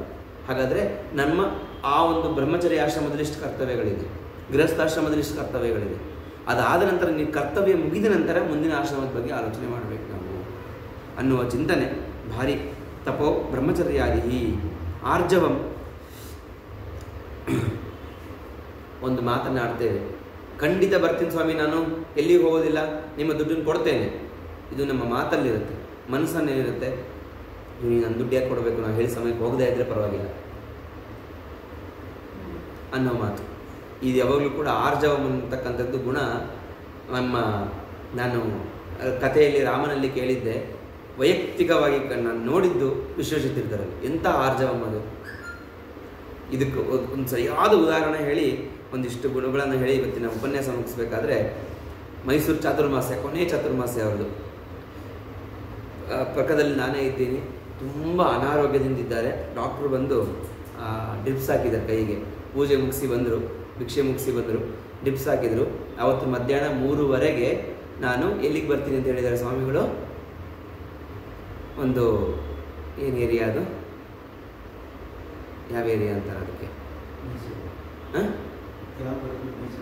ಬಡ ಜನರು ಇರ್ತಾರಲ್ಲ, ಒಂದು ಸ್ಲಮ್ ಏರಿಯಾ ಅಂತ ಇದಕ್ಕೆ ಏನಂತಾರೆ ಆ ಪದಕ್ಕೆ, ಅವೊಂದು ಬರ್ತೀನಿ ಅಂತ ಮಾತು ಕೊಟ್ಬಿಟ್ಟಿದ್ದಾರೆ. ಚಕ್ರವರ್ತಿ ಸುಲಿಬೆಲೆ ಎಲ್ಲ ಬಂದಾಗಿದೆ, ಎಲ್ಲ ಪ್ರಮುಖ ವ್ಯಕ್ತಿಗಳೆಲ್ಲ ಬಂದಾಗಿದೆ. ಡಾಕ್ಟ್ರು ನೀವು ಎಲ್ಲೂ ಹೋಗೋ ಆಗಿಲ್ಲ ಅಂತ ಹೇಳಿದ್ದಾರೆ. ಡಾಕ್ಟ್ರು ಎಲ್ಲೂ ಹೋಗೋ ಆಗಿಲ್ಲ, ನೀವು ಇಲ್ಲಿ ನೀವು ರೆಸ್ಟ್ ಮಾಡಲೇಬೇಕು. ಇವರಿಗೆ ನಾನು ಬರ್ತೀನಿ ಅಂತ ಮಾತು ಕೊಟ್ಟಿದ್ದಾರೆ. ಈ ವ್ಯಕ್ತಿ ಹೋಗಬೇಕು, ನಿಜ ಒಪ್ಕೊಳ್ಳೋಣ. ಆದರೆ ನನಗೆ ಅನಾರೋಗ್ಯದ ಕಾರಣ ನಾನು ಬರೋಕ್ಕಾಗ್ತಿಲ್ಲ ಅಂತ ಕೇಳಿದ್ರೆ ಅಲ್ಲಿ ಯಾರಾದರೂ ಬೇಡ ಅಂತಾರ? ಅಲ್ಲಿ ಬೇಡ ಅನ್ನೋ ವ್ಯಕ್ತಿಗಳು ಯಾರಾದರೂ ಇದ್ದಾರಾ? ಒಂದೇ ಒಂದು ಕರೆಯ ಮೂಲಕ ಇಲ್ಲ ಗುರುಗಳಿಗೆ ಹುಷಾರಿಲ್ಲ ನಾನು ಬರಲ್ಲ ಅಂತ ಹೇಳಿ ಅವರ PA ಫೋನ್ ತೊಗೊಂಡು ಫೋನ್ ಮಾಡೋಕ್ಕೆ ಹೋದರೆ ಬೈದರು ಅವರಿಗೆ. ಫೋನ್ ಇಡು ಕೆಳಗಡೆ ಅಂತ ಬೈದು ಡಾಕ್ಟ್ರಿಗೆ ಹೇಳಿದ್ದಾನೆ ಹೋಗಲೇಬೇಕು, ನನ್ನ ಜೀವ ಏನಾದರೂ ಪರವಾಗಿಲ್ಲ ನಾನು ಹೋಗಬೇಕು ಅಂತೇಳಿ ಅದನ್ನು ಕಿತ್ತಿಸ್ಕೊಂಡು ಕಾರಲ್ಲಿ ನನಗೆ ಹೋಗಬೇಕು ಅಂತೇಳಿ ಆ ಸಮಯಕ್ಕೆ ಅಲ್ಲಿ ಅಟೆಂಡ್ ಮಾಡಿದರು ಅವರು. ಆ ಭಾವನೆ ಯಾರಲ್ಲಿ ಬರಲಿಕ್ಕೆ ಸಾಧ್ಯ? ನಿಜವಾಗ್ಲೂ ಅವರ ಆ ಮಾತಿಗೆ ನಾನು ಆ ಪಕ್ಕದಲ್ಲಿ ನಾನೇ ಕರ್ಕೊಂಡೋಗಿದ್ದೆ ಅವತ್ತು. ಇದೇ ಥರ ಇನ್ನೊಂದು ಅವರ ಉಪನ್ಯಾಸದ ಅವಧಿ, ಕೊನೆಯ ಉಪನ್ಯಾಸ ಯೂಟ್ಯೂಬಲ್ಲಿ ನೀವು ನೋಡ್ಬೋದು ಅದನ್ನು. ಅವತ್ತು ನಾನು ಇದೀನಿ ಜೊತೆಗೆ, ನಾನೇ ಕರ್ಕೊಂಡು ಹೋಗಿದ್ದೆ ಅದನ್ನು ಕೂಡ. ಸ್ವಾಮಿ ತುಂಬ ಹುಷಾರಿಲ್ಲ, ಬೇಡ ಗುರುಗಳೇ. ಸ್ವಾಮಿಗಳಿಗೆ ಹೇಳಿದರೆ ಆಯಿತು, ಪಲಿಮರಮಣ ಸ್ವಾಮಿಗಳು ಅವರಿಗೆ ಹೇಳಿದರೆ ಆಯಿತು, ನಾವು ಯಾರ್ಯಾದರೂ ನಿಮ್ಮಲ್ಲಿಂದ ಯಾರಾದರೂ ಹೋಗಿ ಹೇಳಿ ಬರ್ತಾರೆ, ನೀವು ವಿಶ್ರಾಂತಿಯನ್ನು ಪಡಿಬೋದು. ಇಲ್ಲಪ್ಪ, ನಾನು ಕೊಟ್ಟು ಮಾತಿಗೆ ತಪ್ಪಬಾರ್ದು, ನಾನು ಬರ್ತೀನಿ ಅಂತ ಹೇಳಿಬಿಟ್ಟಿದ್ದೀನಿ. ನೀವು ನಂಬಲ್ಲ, ಅವತ್ತು ಹಾಸನದಲ್ಲಿ 2 ಬಾರಿ ಸ್ನಾನ ಮಾಡಿ ಪೂಜೆ ಮಾಡಿದರು. ಪೂಜೆ ಮಧ್ಯದಲ್ಲಿ ತಮಗೇನೋ ಒಂದು ಸಂಕಟ ಆಗಿ ಎದ್ದು ಬಂದು ಮೈಲಿಗೆ ಆಗಿ ಮತ್ತೆ ಪುನಃ ಸ್ನಾನ ಮಾಡಿ ಪೂಜೆಗೆ ಹೋಗಿದ್ದಾರೆ. ಅಷ್ಟು ತಮ್ಮ ಆರೋಗ್ಯ ಹದಗೆಟ್ಟರೂ ಕೂಡ ಕೊನೆಯಲ್ಲಿ ಪಕ್ಷಿ ಎಲ್ಲ ತಮ್ಮ ರಾಮಕುಂಜ ಅವೆಲ್ಲ ಹೋಗಿ ಮುಗಿಸ್ಕೊಂಡು ಬಂದು ಕೊನೆಗೆ ಉಡುಪಿ ಬಂದು ಉಪನ್ಯಾಸಕ್ಕೆ ಬಂದರು. ನಾನೇ ಕರ್ಕೊಂಡು, ಬೇಡ ಸ್ವಾಮಿ ಎಷ್ಟು ಹೇಳ್ತಾ ಇದ್ದೀವಿ ಕೇಳಲ್ಲ, ಮಾತು ಕೊಡಬಾರ್ದು, ಕೊಟ್ಟ ಮೇಲೆ ಮೀರಬಾರ್ದು. ಅವ್ರು ಯಾವಾಗಲೂ ಹೇಳ್ತಿದ್ದ ಮಾತು. ಅದರಿಂದ ನಾವು ಭಾರಿ ಕಲಿತಕ್ಕಂಥ ವಿಚಾರಗಳು. ಇನ್ನು ಆ ಒಂದು ಆರ್ಜವ ಅಂತಕ್ಕಂತಹ ಗುಣ ನಾನು ರಾಮನಲ್ಲಿ ಕೇಳಿದ್ದೆ, ವಿಶ್ವೇಶತೀರ್ಥರಲ್ಲಿ ನೋಡಿದ್ದೆ ಅಂತೇಳಿ. ಇನ್ನು ಅಹಿಂಸಾ, ಮತ್ತೊಬ್ಬರಿಗೆ ಹಿಂಸೆ ಮಾಡಬಾರ್ದು. ಸತ್ಯಂ, ಯಾವಾಗಲೂ ಕೂಡ ಸತ್ಯವನ್ನು ನಾವು ಹೇಳಬೇಕು. ಅಕ್ರೋಧ, ಇಲ್ಲಿ ಅಕ್ರೋಧ ಅನ್ನುವ ಮಾತಿಗೆ ಇನ್ನೊಂದು ಇನ್ನು ಅಪೈಶುನಂ. ಅಕ್ರೋಧ ಅಂದರೆ ಸಿಟ್ಟಿರಬಾರ್ದು ಅಂತಾದರೆ, ಅಪೈಶುನಂ ಅನ್ನೋ ಮಾತು ಭಾರಿ ನಮಗಿದೊಂದು ವಿಶೇಷ ಗುಣ ಇದೆ. ಅಪೈಶುನಂ ಅಂತ ಹೇಳಿದರೆ ನಮಗೆ ತಕ್ಷಣಕ್ಕೆ ನಮ್ಮ ಜ್ಞಾನ ಏನು ಅಂತಂದರೆ ಒಂದು ಭಾವನೆ ಇರುತ್ತೆ. ಯಾರಾದರೂ ಏನಾದರೂ ಮಾಡಿದರೆ, ತಪ್ಪನ್ನು ಮಾಡಿದರೆ ಅದನ್ನು ತಕ್ಷಣಕ್ಕೆ ಅಲ್ಲಿ ಹೋಗಿ ಹೇಳೋದು ಅಂತ. ಅದಕ್ಕೆ ಹೇಳ್ತಾರೆ ಅಪೈಶುನಂ ಅಂತಂದರೆ, ನಾವು ಏನಾದರೂ ಅವ್ರಿಗೆ ಹೇಳೋದ್ರಿಂದ ಅವರಿಗೆ ತೊಂದರೆ ಆಗ್ತಿತ್ತು ಅಂದರೆ ಆ ಮಾತನ್ನು ಮುಚ್ಚಿಡೋದ್ರೂ ಒಂದು ಗುಣ ಅಂತ. ನಾವು ಹೋಗಿ ಮತ್ತೊಬ್ಬರಿಗೆ ಅದನ್ನು ಹೇಳೋದ್ರಿಂದಾಗಿ ಆ ವ್ಯಕ್ತಿ ಬಂದು ಅವ್ರಿಗೆ ಏನಾದರೂ ಹಾನಿ ಮಾಡೋದಾಗಿದ್ದರೆ ಅದನ್ನು ಹೇಳೋದು ಕೂಡ ನಮ್ಮ ತಪ್ಪು. ಆದ್ದರಿಂದಾಗಿ ಅಂತಹ ಅನೇಕ ವಿಚಾರಗಳನ್ನು ಹೇಳಬೇಕಾದ್ರೆ ಇದು ದೈವಿ ಸಂಪತ್ತಾದರೆ, ಇನ್ನು ಆಸುರಿ ಸಂಪತ್ತು ದಂಭೋ ದರ್ಪೋಭಿಮಾನಶ್ಚ ಕ್ರೋಧ ಪಾರುಷ್ಯಮೇವಚ ಅಜ್ಞಾನಂ ಚಾಭಿಜಾತಸ್ಯ ಪಾರ್ಥ ಸಂಪದ ಮಾಸುರೀಂ. ಇನ್ನು ಆಸುರಿ ಸಂಪತ್ತು ಅಂತಂದರೆ ಜೂಟಾಟಿಕೆ, ಸೊಕ್ಕು, ಬಿಂಕ, ಸಿಡುಕು, ಒರಟುತನ, ಅಜ್ಞಾನ ಎಲ್ಲವೂ ಕೂಡ ಆಸುರಿ ಸಂಪತ್ತಿನಲ್ಲಿ ಸೇರ್ತಕ್ಕಂಥದ್ದು. ಆದರೆ ಈ ಆಸುರ ಸಂಪತ್ತಿನ ಲವಲೇಶವೂ ಕೂಡ ನಿನಗಿಲ್ಲ. ಆದ್ದರಿಂದಾಗಿ ನೀನು ಬರೀ ದೈವಿ ಸಂಪತ್ತಿನಿಂದ ಕೂಡಿರ್ತಕ್ಕಂಥವನು. ನೀನು ನಾನು ಯುದ್ಧ ಮಾಡಲ್ಲ ಅಂತ ಹೇಳುವ ಮಾತು ಸರಿಯಲ್ಲ. ಮತ್ತು ಮುಂದೆ 18ನೇ ಅಧ್ಯಾಯದಲ್ಲಿ ಸತ್ವ, ರಜಸ್ಸು, ತಮಸ್ಸು ಈ 3 ಗುಣಗಳನ್ನು ವರ್ಣನೆ ಮಾಡ್ತಕ್ಕಂಥದ್ದು. ಆ ಸತ್ವಗಳಿಂದ ಮಾಡ್ತಕ್ಕಂತಹ ಕಾರ್ಯ ಯಾವುದು, ರಜಸ್ಸಿನ ಗುಣ ನಮ್ಮಲ್ಲಿದ್ದಾಗ ನಾವು ಮಾಡ್ತಕ್ಕಂಥ ಕಾರ್ಯ ಯಾವುದು, ತಮೋ ಗುಣದಲ್ಲಿದ್ದಾಗ ನಾವು ಮಾಡ್ತಕ್ಕಂಥ ಕಾರ್ಯ ಯಾವುದು, ತಮೋ ಗುಣದಲ್ಲಿ ಇದ್ದವರು ಏನು ಮಾಡ್ತಾರೆ ಅನ್ನೋ ಪ್ರತಿಯೊಂದು ವಿಚಾರವನ್ನು ಹೇಳಿ ನೀನು ಸತ್ವಗುಣವುಳ್ಳವನು. ಅದರಿಂದಾಗಿ ಆ ಸತ್ವಗುಣವನ್ನು ನಿನ್ನಲ್ಲಿದೆ, ಆ ಸತ್ವಗುಣದಿಂದಾಗಿ ನಿನ್ನ ಕರ್ತವ್ಯ ನೀನು ಮಾಡಬೇಕು ಅಂತ ಹೇಳಿದಾಗ ಆವಾಗ ಶ್ರೀಕೃಷ್ಣ ಅರ್ಜುನನಿಗೆ ಶ್ರೀಕೃಷ್ಣನ ಮಾತು ಮನದ ಮುಟ್ಟಿ ಸರಿ ನಾನು ಯುದ್ಧ ಮಾಡ್ತೇನೆ ಅಂತ ಸಿದ್ಧನಾದ. ಅದರಿಂದಾಗಿ ಈ ಯಾವಾಗಲೂ ಹೇಳ್ತಕ್ಕಂಥ ಸರ್ವೋಪನಿಷದೋ ಗಾವಃ ದೊಗ್ಧ ಗೋಪಾಲನಂದನ ಪಾರ್ಥೋ ವರ್ಚ ಸುಧೀರ್ ಭೋಕ್ತ ದುಗ್ಧಂ ಗೀತಾಮೃತಂ ಹತ್. ಏನಪ್ಪ ಅಂತಂದರೆ ಎಲ್ಲ ಉಪನಿಷತ್ತುಗಳ ಸಾರ ಭಗವದ್ಗೀತೆ. ಸರ್ವೋಪನಿಷದೋ ಗಾವ. ಅಲ್ಲಿ ಭಗವದ್ಗೀತೆ ಹಸುವಿಗೂ ಹೋಲಿಸ್ತಾರೆ. ಸರ್ವೋಪನಿಷದೋ ಗಾವ ಭಗವದ್ಗೀತೆ. ದೋಗ್ಧ ಗೋಪಾಲನಂದನ, ಅದನ್ನು ಕರೆಯೋರು ಕೃಷ್ಣ ಅಂತ. ಕರೆಯೋನು ಕೃಷ್ಣ. ಪಾರ್ಥೋವತ್ಸ ಸುಧೀರ್ ಭೋಕ್ತ, ಕೇಳ್ತಕ್ಕಂಥವ್ರು ಅರ್ಜುನ. ಪಾರ್ಥ ಸುಧೀರ್ ಭೋಕ್ತ. ದುಗ್ಧಂ ಗೀತಾಮೃತಂ ಹತ್. ಹಾಲಿನಿಗಿಂತ ಅಮೃತ ಸಮಾನವಾಗಿರ್ತಕ್ಕಂಥದ್ದು ಗೀತೆಯ ವಿಚಾರ. ಇದನ್ನು ನಾವು ಅಳವಡಿಸ್ಕೊಳ್ಬೇಕು. ಬರೀ ಕೇವಲ ಅರ್ಜುನನಿಗೆ ಹೇಳಿದ್ದಲ್ಲ, ಇದು ನಮ್ಮ ಪ್ರತಿನಿತ್ಯ ಜೀವನದ ಒಂದು ಭಾಗ ಆಗಿದೆ ಈ ಭಗವದ್ಗೀತೆ. ಇದನ್ನು ನಾವು ಅಳವಡಿಸ್ಕೊಳ್ಬೇಕು. ಅದರಿಂದಾಗಿ ಇದನ್ನು ಅಳವಡಿಸ್ಕೊಂಡಾಗ ಯಾವಾಗಲೂ ಕೂಡ ಕೇವಲ ಕಂಠಪಾಠ ಮಾಡಿಬಿಟ್ರೆ ಅಥವಾ ಇದರ ಅಧ್ಯಯನ ಯಾರೋ ಉಪನ್ಯಾಸದಲ್ಲಿ ಕೇಳಿಬಿಡೋದಕ್ಕಿಂತ ಈ ವಿಚಾರವನ್ನು ತಿಳ್ಕೊಂಡಿದ್ದಾಗ ಅದರಲ್ಲಿರ್ತಕ್ಕಂತಹ ಅನೇಕ ವಿಚಾರಧಾರೆಗಳು ನಮ್ಮ ವೈಯಕ್ತಿಕ ಜೀವನದಲ್ಲಿ ಹೇಗೆ ನಾವು ನಿರ್ಧಾರ ತಗೊಳ್ಬೇಕು ಅನ್ನೋದನ್ನು ಕೂಡ ಕಲಿಸ್ಕೊಡುತ್ತೆ. ಇದಕ್ಕೆ ನಮ್ಮ ವಿಶ್ವೇಶತೀರ್ಥರ ಗೀತಾ ಸಾರೋದ್ಧಾರ ಪುಸ್ತಕ ಇದೆ. ಅದನ್ನು ಕೂಡ ಅಷ್ಟೇ ಅದ್ಭುತವಾಗಿದೆ. ಅವರು ತುಂಬ ಈಗಿನ ಉದಾಹರಣೆಗಳನ್ನು ಕೊಟ್ಕೊಂಡು ಆ ಗೀತೆಯನ್ನು ನಮ್ಗೆ ಹೇಗೆ ಸಮನ್ವಯ ಮಾಡಬೇಕು ಅನ್ನೋದನ್ನು ಕೂಡ ಗುರುಗಳ ಉಪನ್ಯಾಸದ ಮಾಲಿಕೆಯನ್ನೇ ಪುಸ್ತಕದ ಒಂದು ಮಾದರಿಯಾಗಿ ಹೊರಬಂದಿದೆ. ಅದರಿಂದಾಗಿ ನಾವು ಅದನ್ನು ಕೂಡ ಅಧ್ಯಯನ ಮಾಡೋಣ. ಏನೇ ಪ್ರತಿಯೊಂದು ಕೂಡ ಇದರಲ್ಲೇ ಬರ್ತದೆ. ನೀವು ಮಾಡ್ತಕ್ಕಂಥ ಪ್ರತಿಯೊಂದು ಕರ್ಮವೂ ಕೂಡ ನನಗೆ ಅರ್ಪಣೆ ಮಾಡಬೇಕು. ಆ ಅರ್ಪಣೆ ಮಾಡುವ ಮೂಲಕ ನಿನ್ನ ಕರ್ತವ್ಯವನ್ನು ನೀವು ಮುಗಿಸ್ಬೇಕು. ಅದರ ಫಲಗಳನ್ನು ನಾನು ಕೊಡ್ತೇನೆ ಅಂತ. ಅದರಿಂದಾಗಿ ನಾವು 2 ದಿನದ ಉಪನ್ಯಾಸವನ್ನು ಭಗವಂತನ ಮತ್ತು ಶ್ರೀ ವಿಶ್ವೇಶ್ವರ ಅಂತರ್ಯಾಮಿ ಇರತಕ್ಕಂತಹ ಶ್ರೀರಾಮನಲ್ಲಿ, ಶ್ರೀಕೃಷ್ಣನಲ್ಲಿ ನನ್ನ 2 ದಿನದ ಉಪನ್ಯಾಸವನ್ನು ಭಗವಂತನಲ್ಲಿ ಅರ್ಪಿಸ್ತೇನೆ. ಎಲ್ಲರೂ ಕೂಡ ಈ ಭಗವದ್ಗೀತೆಯ ಒಂದು ವಿಚಾರವನ್ನು ತಿಳ್ಕೊಂಡು ತಮ್ಮ ಜೀವನದಲ್ಲಿ ಅಳವಡಿಸ್ಕೊಳ್ಳಿಕ್ಕೆ ಆ ಭಗವಂತ ಎಲ್ಲರಿಗೂ ಕೂಡ ಬುದ್ಧಿಯನ್ನು ಕೊಡಲಿ. ಅದನ್ನು ಎಲ್ಲರೂ ಕೂಡ ಅನುಸರಣೆ ಮಾಡಲಿ ಅಂತ ಹೇಳ್ತಾ ನನ್ನ ಮಾತನ್ನು ಶ್ರೀಕೃಷ್ಣ ಅರ್ಪಣಮಸ್ತು.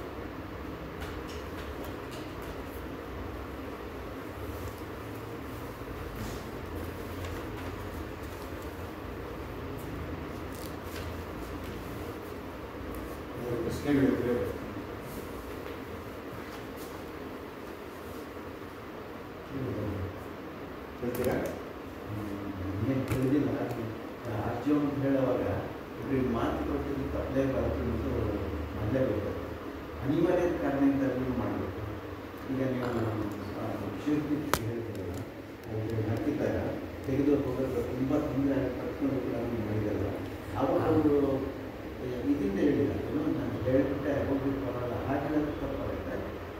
ಇದು ಅನಿವಾರ್ಯ ಅವರು ಮಾಡಬೇಕು. ನಮ್ಮ ಅನಿವಾರ್ಯತೆ ಎಷ್ಟಿದೆ ಅನ್ನೋದ್ರ ಮೇಲೆ ಡಿಪೆಂಡ್. ಈಗ ನಾವೊಂದು ಕೆಲಸ ಬಂದಿದೆ, ಆದರೆ ಮತ್ತೊಬ್ರಿಗೆ ಮಾತು ಕೊಟ್ಟಿದ್ದೀನಿ, ಅಲ್ಲಿಗೆ ಹೋಗಬೇಕು, ಇಲ್ಲಿ ಹೋಗಬೇಕು. ನಾನು ಎಲ್ಲಿ ಹೋದರೆ ತುಂಬ ಲಾಭ ಆಗುತ್ತೆ ಅಥವಾ ನಾನು ಎಲ್ಲಿ ಹೋಗದಿದ್ರೆ ತುಂಬ ನಷ್ಟ ಆಗುತ್ತೆ. ಈ 2 ವಿಚಾರವನ್ನು ನೋಡಿಕೊಂಡು ನಾವು ನಿರ್ಧಾರ ತಗೊಳ್ಳಿ. ಇದೇ ನಮ್ಮ ಗುರುಗಳ ಅನೇಕ ವಿಚಾರಗಳನ್ನು ನೋಡಿದಾಗ ಕೆಲವೊಂದು ಕಡೆ ನೀವು ನಂಬೋದಿಲ್ಲ, ಬರುವ ಸಮಯ ಒಂದು 5 ನಿಮಿಷ ಹೆಚ್ಚು ಕಡಿಮೆ ಆದರೂ ಕೂಡ ನನ್ನಿಂದ ತಡ ಆಯಿತಾ ಅನ್ನುವ ಮಾತು ಬಿಟ್ಟು ಯಾರು ಕೇಳೋ ಪ್ರಶ್ನೆನೇ ಇಲ್ಲ. ಅಲ್ಲಿ ಯಾಕೆ ಕೇಳಬೇಕು ಅನ್ನೋ ಒಂದು ಅಹಂಕಾರ ಅಥವಾ ಆ ಒಂದು ವಿಚಾರ ಯಾವತ್ತೂ ಅವರು ಗಮನಕ್ಕೆ ಬಂದೇ ಇಲ್ಲ. ಆಗಲೂ ಕೂಡ ಬಂದು ಇಲ್ಲ ನಾ ಬರ್ತೀನಿ, ನಾನು ಮಾಡ್ತೀನಿ ಅನ್ನುವ ವಿಚಾರಧಾರೆಯನ್ನು ಅವರು ಮಾಡಿದ್ದೆ. ನಮಗೆಲ್ಲ ಅದು ಒಂದು ಸನ್ಮಾರ್ಗ. ನಾನು ಬರ್ತೀನಿ ಅಂತ ಹೇಳಿದ್ದೀನಿ, ಬರಬೇಕು. ನನಗೆ ಇವತ್ತು ಬರೋ ಪರಿಸ್ಥಿತಿ, ವಾಸ್ತವ ಈ ಉಪನ್ಯಾಸದಲ್ಲಿ ಬರೋ ಪರಿಸ್ಥಿತಿ ಇರಲಿಲ್ಲ ನನಗೆ.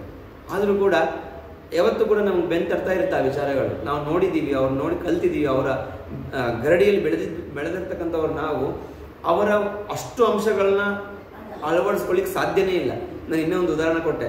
ಸಮುದ್ರಕ್ಕೆ ಹೋಗಿ ಸ್ನಾನ ಮಾಡ್ತೇನೆ ಅನ್ನೋದು ಸುಳ್ಳು. ಎಲ್ಲ ನೀರು ಸ್ನಾನ ಮಾಡ್ಲಿಕ್ಕೆ ಆಗೋದಿಲ್ಲ. ಯಾವುದೋ ಒಂದು ತಮ್ಗೆಯನ್ನು ಮಾತ್ರ ಅಥವಾ ಒಂದು ಅಲೆಯನ್ನು ಮಾತ್ರ ಬಡಿಸ್ಕೊಳ್ಬೋದು ನಾವಷ್ಟೇ. ಆದರೆ ಅವರ ಒಂದಿಷ್ಟು ವಿಚಾರಗಳನ್ನಾದರೂ ನಾವು ಕಲಿಬೇಕು ಅನ್ನೋ ಒಂದು ಧಾರೆ. ಅದರಿಂದಾಗಿ ನಮ್ಮ ಅವಶ್ಯಕತೆ ಎಲ್ಲಿದೆ, ಎಲ್ಲಿಗೆ ಹೋಗಿದ್ರೆ ತುಂಬ ನಷ್ಟ ಆಗುತ್ತೆ ಅನ್ನೋದನ್ನು ನಾವು ನೋಡಬೇಕು. ಈ ಒಂದು ವಿಚಾರ ಬಂದಾಗ ಅವರು ತುಂಬ ಕಡೆ ತಿರುಗಡಿದ್ದಿದೆ. ಒಂದೇ ದಿನದಲ್ಲಿ ಹೈದರಾಬಾದ್, ಚೆನ್ನೈ, ಬೆಂಗಳೂರು, ಅಯೋಧ್ಯ, ಒಂದೇ ದಿನ. ಆ ಒಂದಿನದಲ್ಲೂ 12 ಗಂಟೆಗಳು ಮಾತ್ರ. 12 ಗಂಟೆಗಳಲ್ಲಿ ಅಷ್ಟು ಊರನ್ನು ತಿರುಗಾಡಿದರು. ತಮ್ಮ ಅವಶ್ಯಕತೆ ಎಲ್ಲಿದೆಯೋ ಎಲ್ಲವೂ ಕೂಡ ಇದ್ದರೆ ಅನ್ನೋದಕ್ಕೆ ಉದಾಹರಣೆ ಅಷ್ಟೇ. ಎಲ್ಲರಿಗೂ ನಮಸ್ಕಾರ. ನಿನ್ನೆ ಹಾಗೂ ಇವತ್ತು ಆಚಾರ್ಯರು ನಮಗೆ ನಿತ್ಯ ಜೀವನದಲ್ಲಿ ನಾವು ಗೀತೆಯನ್ನು ಅಳವಡಿಸ್ಕೋಬೇಕು, ಯಾವ್ಯಾವುದನ್ನು ಅಳವಡಿಸ್ಕೊಳ್ಬೇಕು ಅನ್ನೋದನ್ನು ಹೇಳ್ಕೊಂಡು ಬಂದಿದ್ದಾರೆ. ಇದು ಮುಖ್ಯವಾಗಿ ನಾವು ಪೂರ್ಣ ಪ್ರಮುಖದಲ್ಲಿ ಇದನ್ನೇ ನಾವು ಜನಗಳಿಗೆ ತಲುಪಿಸ್ಬೇಕು ಅಂತ ಹೇಳೋದು. ಅದನ್ನು ಬಹಳ ಸಫಲವಾಗಿ ಹೇಳಿದ್ದಾರೆ. ಯಾವುದನ್ನು ಮಾಡಬೇಕು, ಯಾವುದನ್ನು ಮಾಡಬಾರ್ದು, ಹೇಗೆ ಮಾಡಬೇಕು ಅನ್ನೋದನ್ನು ಉದಾಹರಣೆಗಳ ಮೂಲಕ ಅವರು ನೋಡಿರುವಂತಹ, ಅಂದರೆ ಅವ್ರಿಗಿದ್ದಂಥ ಭಾಗ್ಯ, ಆ ಗುರುಗಳ ಜೊತೆ ಇದ್ದಂಥ ಒಂದು ಆ ಭಾಗ್ಯನ ಅವರು ನಮ್ಮ ಜೊತೆ ಹಂಚ್ಕೊಳ್ಳೋದ್ರ ಮೂಲಕ ಅದನ್ನು ನಮಗೂ ತಲುಪಿಸಿದ್ದಾರೆ. ಈ ಸಂದರ್ಭದಲ್ಲಿ ನನಗೆ ನೆನಪಾಗೋದು ಅಂತಂದರೆ, ದೇವರು ನರಸಿಂಹಶಾಸ್ತ್ರಿಗಳದ್ದು ಒಂದು ಘಟನೆ ಬರುತ್ತೆ. ಅವರು ಹೀಗೇ ಒಂದ್ಸತಿ ಯಾವುದೋ ಒಂದು ಊರಲ್ಲಿ ಗೀತೆ ಬಗ್ಗೆ ಉಪನ್ಯಾಸ ಮಾಡಬೇಕಾಗಿರುತ್ತೆ. ಅಲ್ಲಿ ಹೋಗಿ ಉಪನ್ಯಾಸಕ್ಕೆ ನಿಂತ್ಕೋಬೇಕು ಅನ್ಬೇಕಾದ್ರೆ ಒಂದು ಟೆಲಿಗ್ರಾಮ್ ಬರುತ್ತೆ. ಅವಾಗ ಟೆಲಿಗ್ರಾಮ್ ಬರ್ತಾರೆ ಮುಂಚೆ ಇರುತ್ತೆ. ಅವ್ರು ಹೊಡೆದು ಹಿಂಗೆ ನೋಡ್ತಾರೆ, ನೋಡ್ಕೊಂಡು ಹಾಗೆ ಜೋಬಲ್ಲಿ ಕೊಡ್ತಾರೆ. ಅವಾಗೆಲ್ಲ ಟೆಲಿಗ್ರಾಮ್ ಬಂದರೆ ಬಹಳಷ್ಟರಿಗೆ ಒಂದೇ ಸಂದೇಶ, ಯಾವುದೋ ಸಾವಿನ ಸುದ್ದಿ ಬಂದಿರ್ಬೇಕು. ಆಯೋಜಕರು ಬಂದ್ಬಿಟ್ಟು ಏನಾದರೂ ಸಹಾಯ ಬೇಕಾದ್ರೆ, ಇಲ್ಲಪ್ಪ ಏನಿಲ್ಲ, ಇದು ಯಾವುದೋ ಪ್ರಕಟಣೆಗೆ ಸಂಬಂಧಪಟ್ಟಿದ್ದು, ಏನಿಲ್ಲ, ಈ ಕಾರ್ಯಕ್ರಮ ಆದ ಕೂಡಲೇ ನನ್ನ ಊರಿಗೆ ತಲುಪಿಸ್ಬಿಡಿ, ಮುಂಚೆ ಅವರಾಗಿ ಹೋಗೋ ಒಂದು ವ್ಯವಸ್ಥೆ ಇತ್ತು, ದಯಮಾಡಿ ನೀವೇ ನನ್ನನ್ನು ಊರಿಗೆ ತಲುಪಿಸ್ಬಿಡಿ. ಅದು ಧಾರಾಳ ಆಗುತ್ತೆ, 5 ವರ್ಷ ಮಾಡ್ಬೋದು. ಅವತ್ತಿನ ದಿವಸದ ಉಪನ್ಯಾಸ ಅಮೋಘವಾಗುತ್ತೆ, ಬಹಳ ಚೆನ್ನಾಗಿ. ಯಾವತ್ತೂ ಅಷ್ಟು ಚೆನ್ನಾಗಿ ಗೀತೆ ಬಗ್ಗೆ ಅವರು ಸಾಮಾನ್ಯವಾಗಿ ಉಪನ್ಯಾಸ ಮಾಡ್ತಿರ್ತಾರೆ, ಬಟ್ ಅವತ್ತು ಎಲ್ಲ ರೀತಿಯಲ್ಲೂ ತುಂಬ ಚೆನ್ನಾಗಿ ಆಗುತ್ತೆ. ಅದಾದಮೇಲೆ ಅವ್ರು ಹೇಳ್ತಾರೆ ಊರಿಗೆ ಹೋಗ್ಬೇಕು ಅಂತಂದ್ರೆ ಅವ್ರ ಜೊತೆ ಬೆಳಗ್ಗೆ ಕೃಷಿಶಾಸ್ತ್ರಿಗಳು ಇರ್ತಾರೆ. ಅವರಿಬ್ಬರು ಕಾರಲ್ಲಿ ಬರ್ತಾರೆ. ಕಾರಲ್ಲಿ ಬೆಂಗಳೂರಿಗೆ ಬಂದ ಮೇಲೆ ಕೇಳ್ತಾರೆ, ಕೃಷಿಶಾಸ್ತ್ರಿಗಳಿಗೆ ಕೇಳ್ತಾರೆ, ಇದು ಟೆಲಿಗ್ರಾಮ್ ವಿಷಯ ಗೊತ್ತಾಗೆ ದೇವರು ಅಂತ ಕೇಳ್ತಾರೆ. ಅದೋ ಪ್ರಕಟಣೆಗಳು ಅಂತ ಹೇಳಿದ್ರಲ್ಲ, ಅಲ್ಲ, ರಾಮು ತೀರ್ಕೊಂಡಿದ್ದಾನೆ. ರಾಮು ಅವ್ರ ಮೊದಲನೇ ಮಗ, ದೊಡ್ಡ ಮಗ, ಕೋಲಾರದಲ್ಲಿ ಉಪನ್ಯಾಸಕರಿಗೆ 60 ವರ್ಷದ ಮಗ ಇದ್ದಕ್ಕಿದ್ದಾಗ ತೀರ್ಕೊಂಡಿದ್ದ.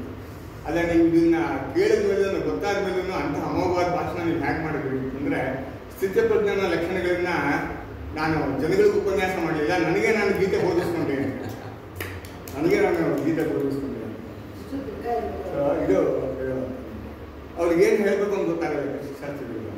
ಅವರೇನೆ, ನೀವು ವಿದ್ಯೆ ಮಾಡ್ತೀರಾ, ಹೊರಡಿ, ಮನೆಗೆ ಹೊರಡಿ, ನನ್ನ ಹೆಂಡತಿನ ಸಮಾಧಾನ ಮಾಡಿ ನಾನು ಮನೆ ಕರ್ಕೊಂಡು ಹೋಗ್ತೀನಿ ಅಂತ ಹೇಳಿ ಇದು ಶಾಸ್ತ್ರ.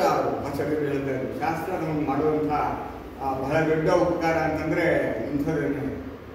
ಕವಲದಾರಿನಲ್ಲಿ ನಿಂತಾಗ, ಕಷ್ಟದಲ್ಲಿದ್ದಾಗ ನಾವು ಅದ್ರ ನಮ್ಮ ನಡವಳಿಕೆ ಏನಾಗಿರ್ಬೇಕು ಅಂತಂದಾಗ ಇವು ನಮಗೆ ಬೆಳಕನ್ನು.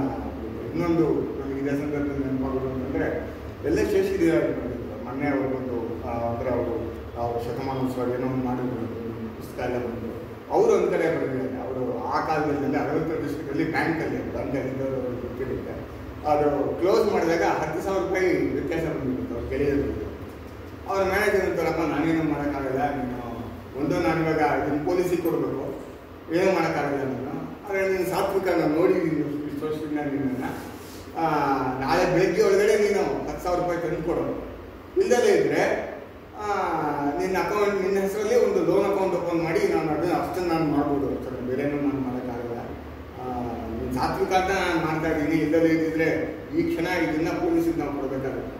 60ರ ದಶಕದಲ್ಲಿ 10,000 ರೂಪಾಯಿ ಅಂತಂದರೆ ಅದರಿಂದ 50 ಲಕ್ಷ ಏನೋ ಆಗ್ತಾ ಇದೆ. ಬಹಳ ಬೇಜಾರು ಮಾಡ್ಕೊಂಡು ಮನೆಗೆ ಬಂದವರು ಹೀಗೆ ಗೀತೆ ಓದಿ, ರಾಮಾಯಣ ಓದಿ, ಬೆಳಗ್ಗೆ ಹೊತ್ತು ಅವರಿಗೆ ಮನಸ್ಸು ಸಮಾಧಾನ ಆಗಿರುತ್ತೆ.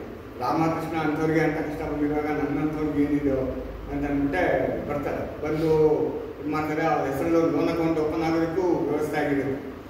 ವರ್ಷಕ್ಕೆ ಯಾರೋ ಒಬ್ಬರು ಪಾಪ ಬಂದು ನಿನ್ನೆ ಜಾಸ್ತಿ ತಂದು ಕೊಟ್ಟಿದ್ರಿಂದ ವಾಪಸ್ ತಂದು ಕೊಡ್ತಾರೆ, ದುಡ್ಡು ಒಂದು ಗಂಟೆ ಹೆಚ್ಚಿಗೆ ಕೊಟ್ಟಿದ್ರಿಂದ ವಾಪಸ್ ತಂದು ಕೊಡ್ತಾರೆ. ಸೊ ಇದು ಅಂದರೆ ಅದು ತಂದು ಕೊಡದಲ್ಲೇ ಇದ್ರೂ ಅವ್ರಿಗೇನೋ ಮನಸ್ಸಿಗೆ ಅಷ್ಟು ನೋವಾಗ್ತಾ ಇರಲಿಲ್ಲ. ಯಾಕೆಂತಂದರೆ ಅಂದರೆ ಈ ಶಾಸ್ತ್ರಗಳ ನಮ್ಮ ಒಂದು ಉಪಯೋಗ ಇಲ್ಲೇ ನಾವಿದನ್ನ ಅರ್ಜಿಸ್ಕೊಂಡು ನಾವು ಅದನ್ನು ಮಾಡ್ತಾ ಹೋಯ್ತು ಅಂತಂದರೆ, ಆಚರಣೆಯಲ್ಲಿ ಮಾಡ್ತಾ ಹೋಯ್ತು ಅಂತಂದರೆ ಅದು ಕೊಡುವಂತಹ ಭಾಗ್ಯ ಬಹಳ ದೊಡ್ಡದು. ಅದನ್ನು 2 ದಿನ ಆಚಾರ್ಯರು ನಮಗೆ ತೋರಿಸಿದ್ದಾರೆ. ಅವರಿಗೆ ಸತ್ಯತೀರ್ಥ ಫೌಂಡೇಶನ್, ಪೂರ್ಣಕುಮತಿ ಎಲ್ಲರ ಪರವಾಗಿ, ತಮ್ಮೆಲ್ಲರ ಪರವಾಗಿ, ಹಾಗೂ ಯಾರು ಅಂತರ್ಜಾಲದಲ್ಲಿ ನೋಡ್ತಾ ಇದ್ದಾರೆ ಅವರ ಎದುರು ಪರವಾಗಿ ಉತ್ಪೂರ್ವಕವಾದ ಧನ್ಯವಾದಗಳನ್ನ ನಮ್ಮ ಎಲ್ಲರಿಗೂ ತಿರುಗಾಣಿಕೆ ದಯಮಾಡಿ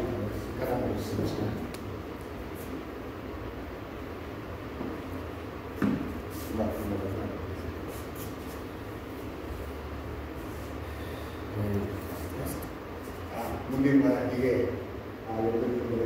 ದಯಮಾಡಿ ಈ ಸ್ವಲ್ಪ ಪ್ರಸಾರ ಕೊಡಿ. ಇನ್ನೂ ಹೆಚ್ಚಿನ ಜನ ಈ ಉಪನ್ಯಾಸಗಳ ಲಾಭವನ್ನು ಪಡ್ಕೊಳ್ಳೋಕ್ಕೆ ಧನ್ಯವಾದಗಳು.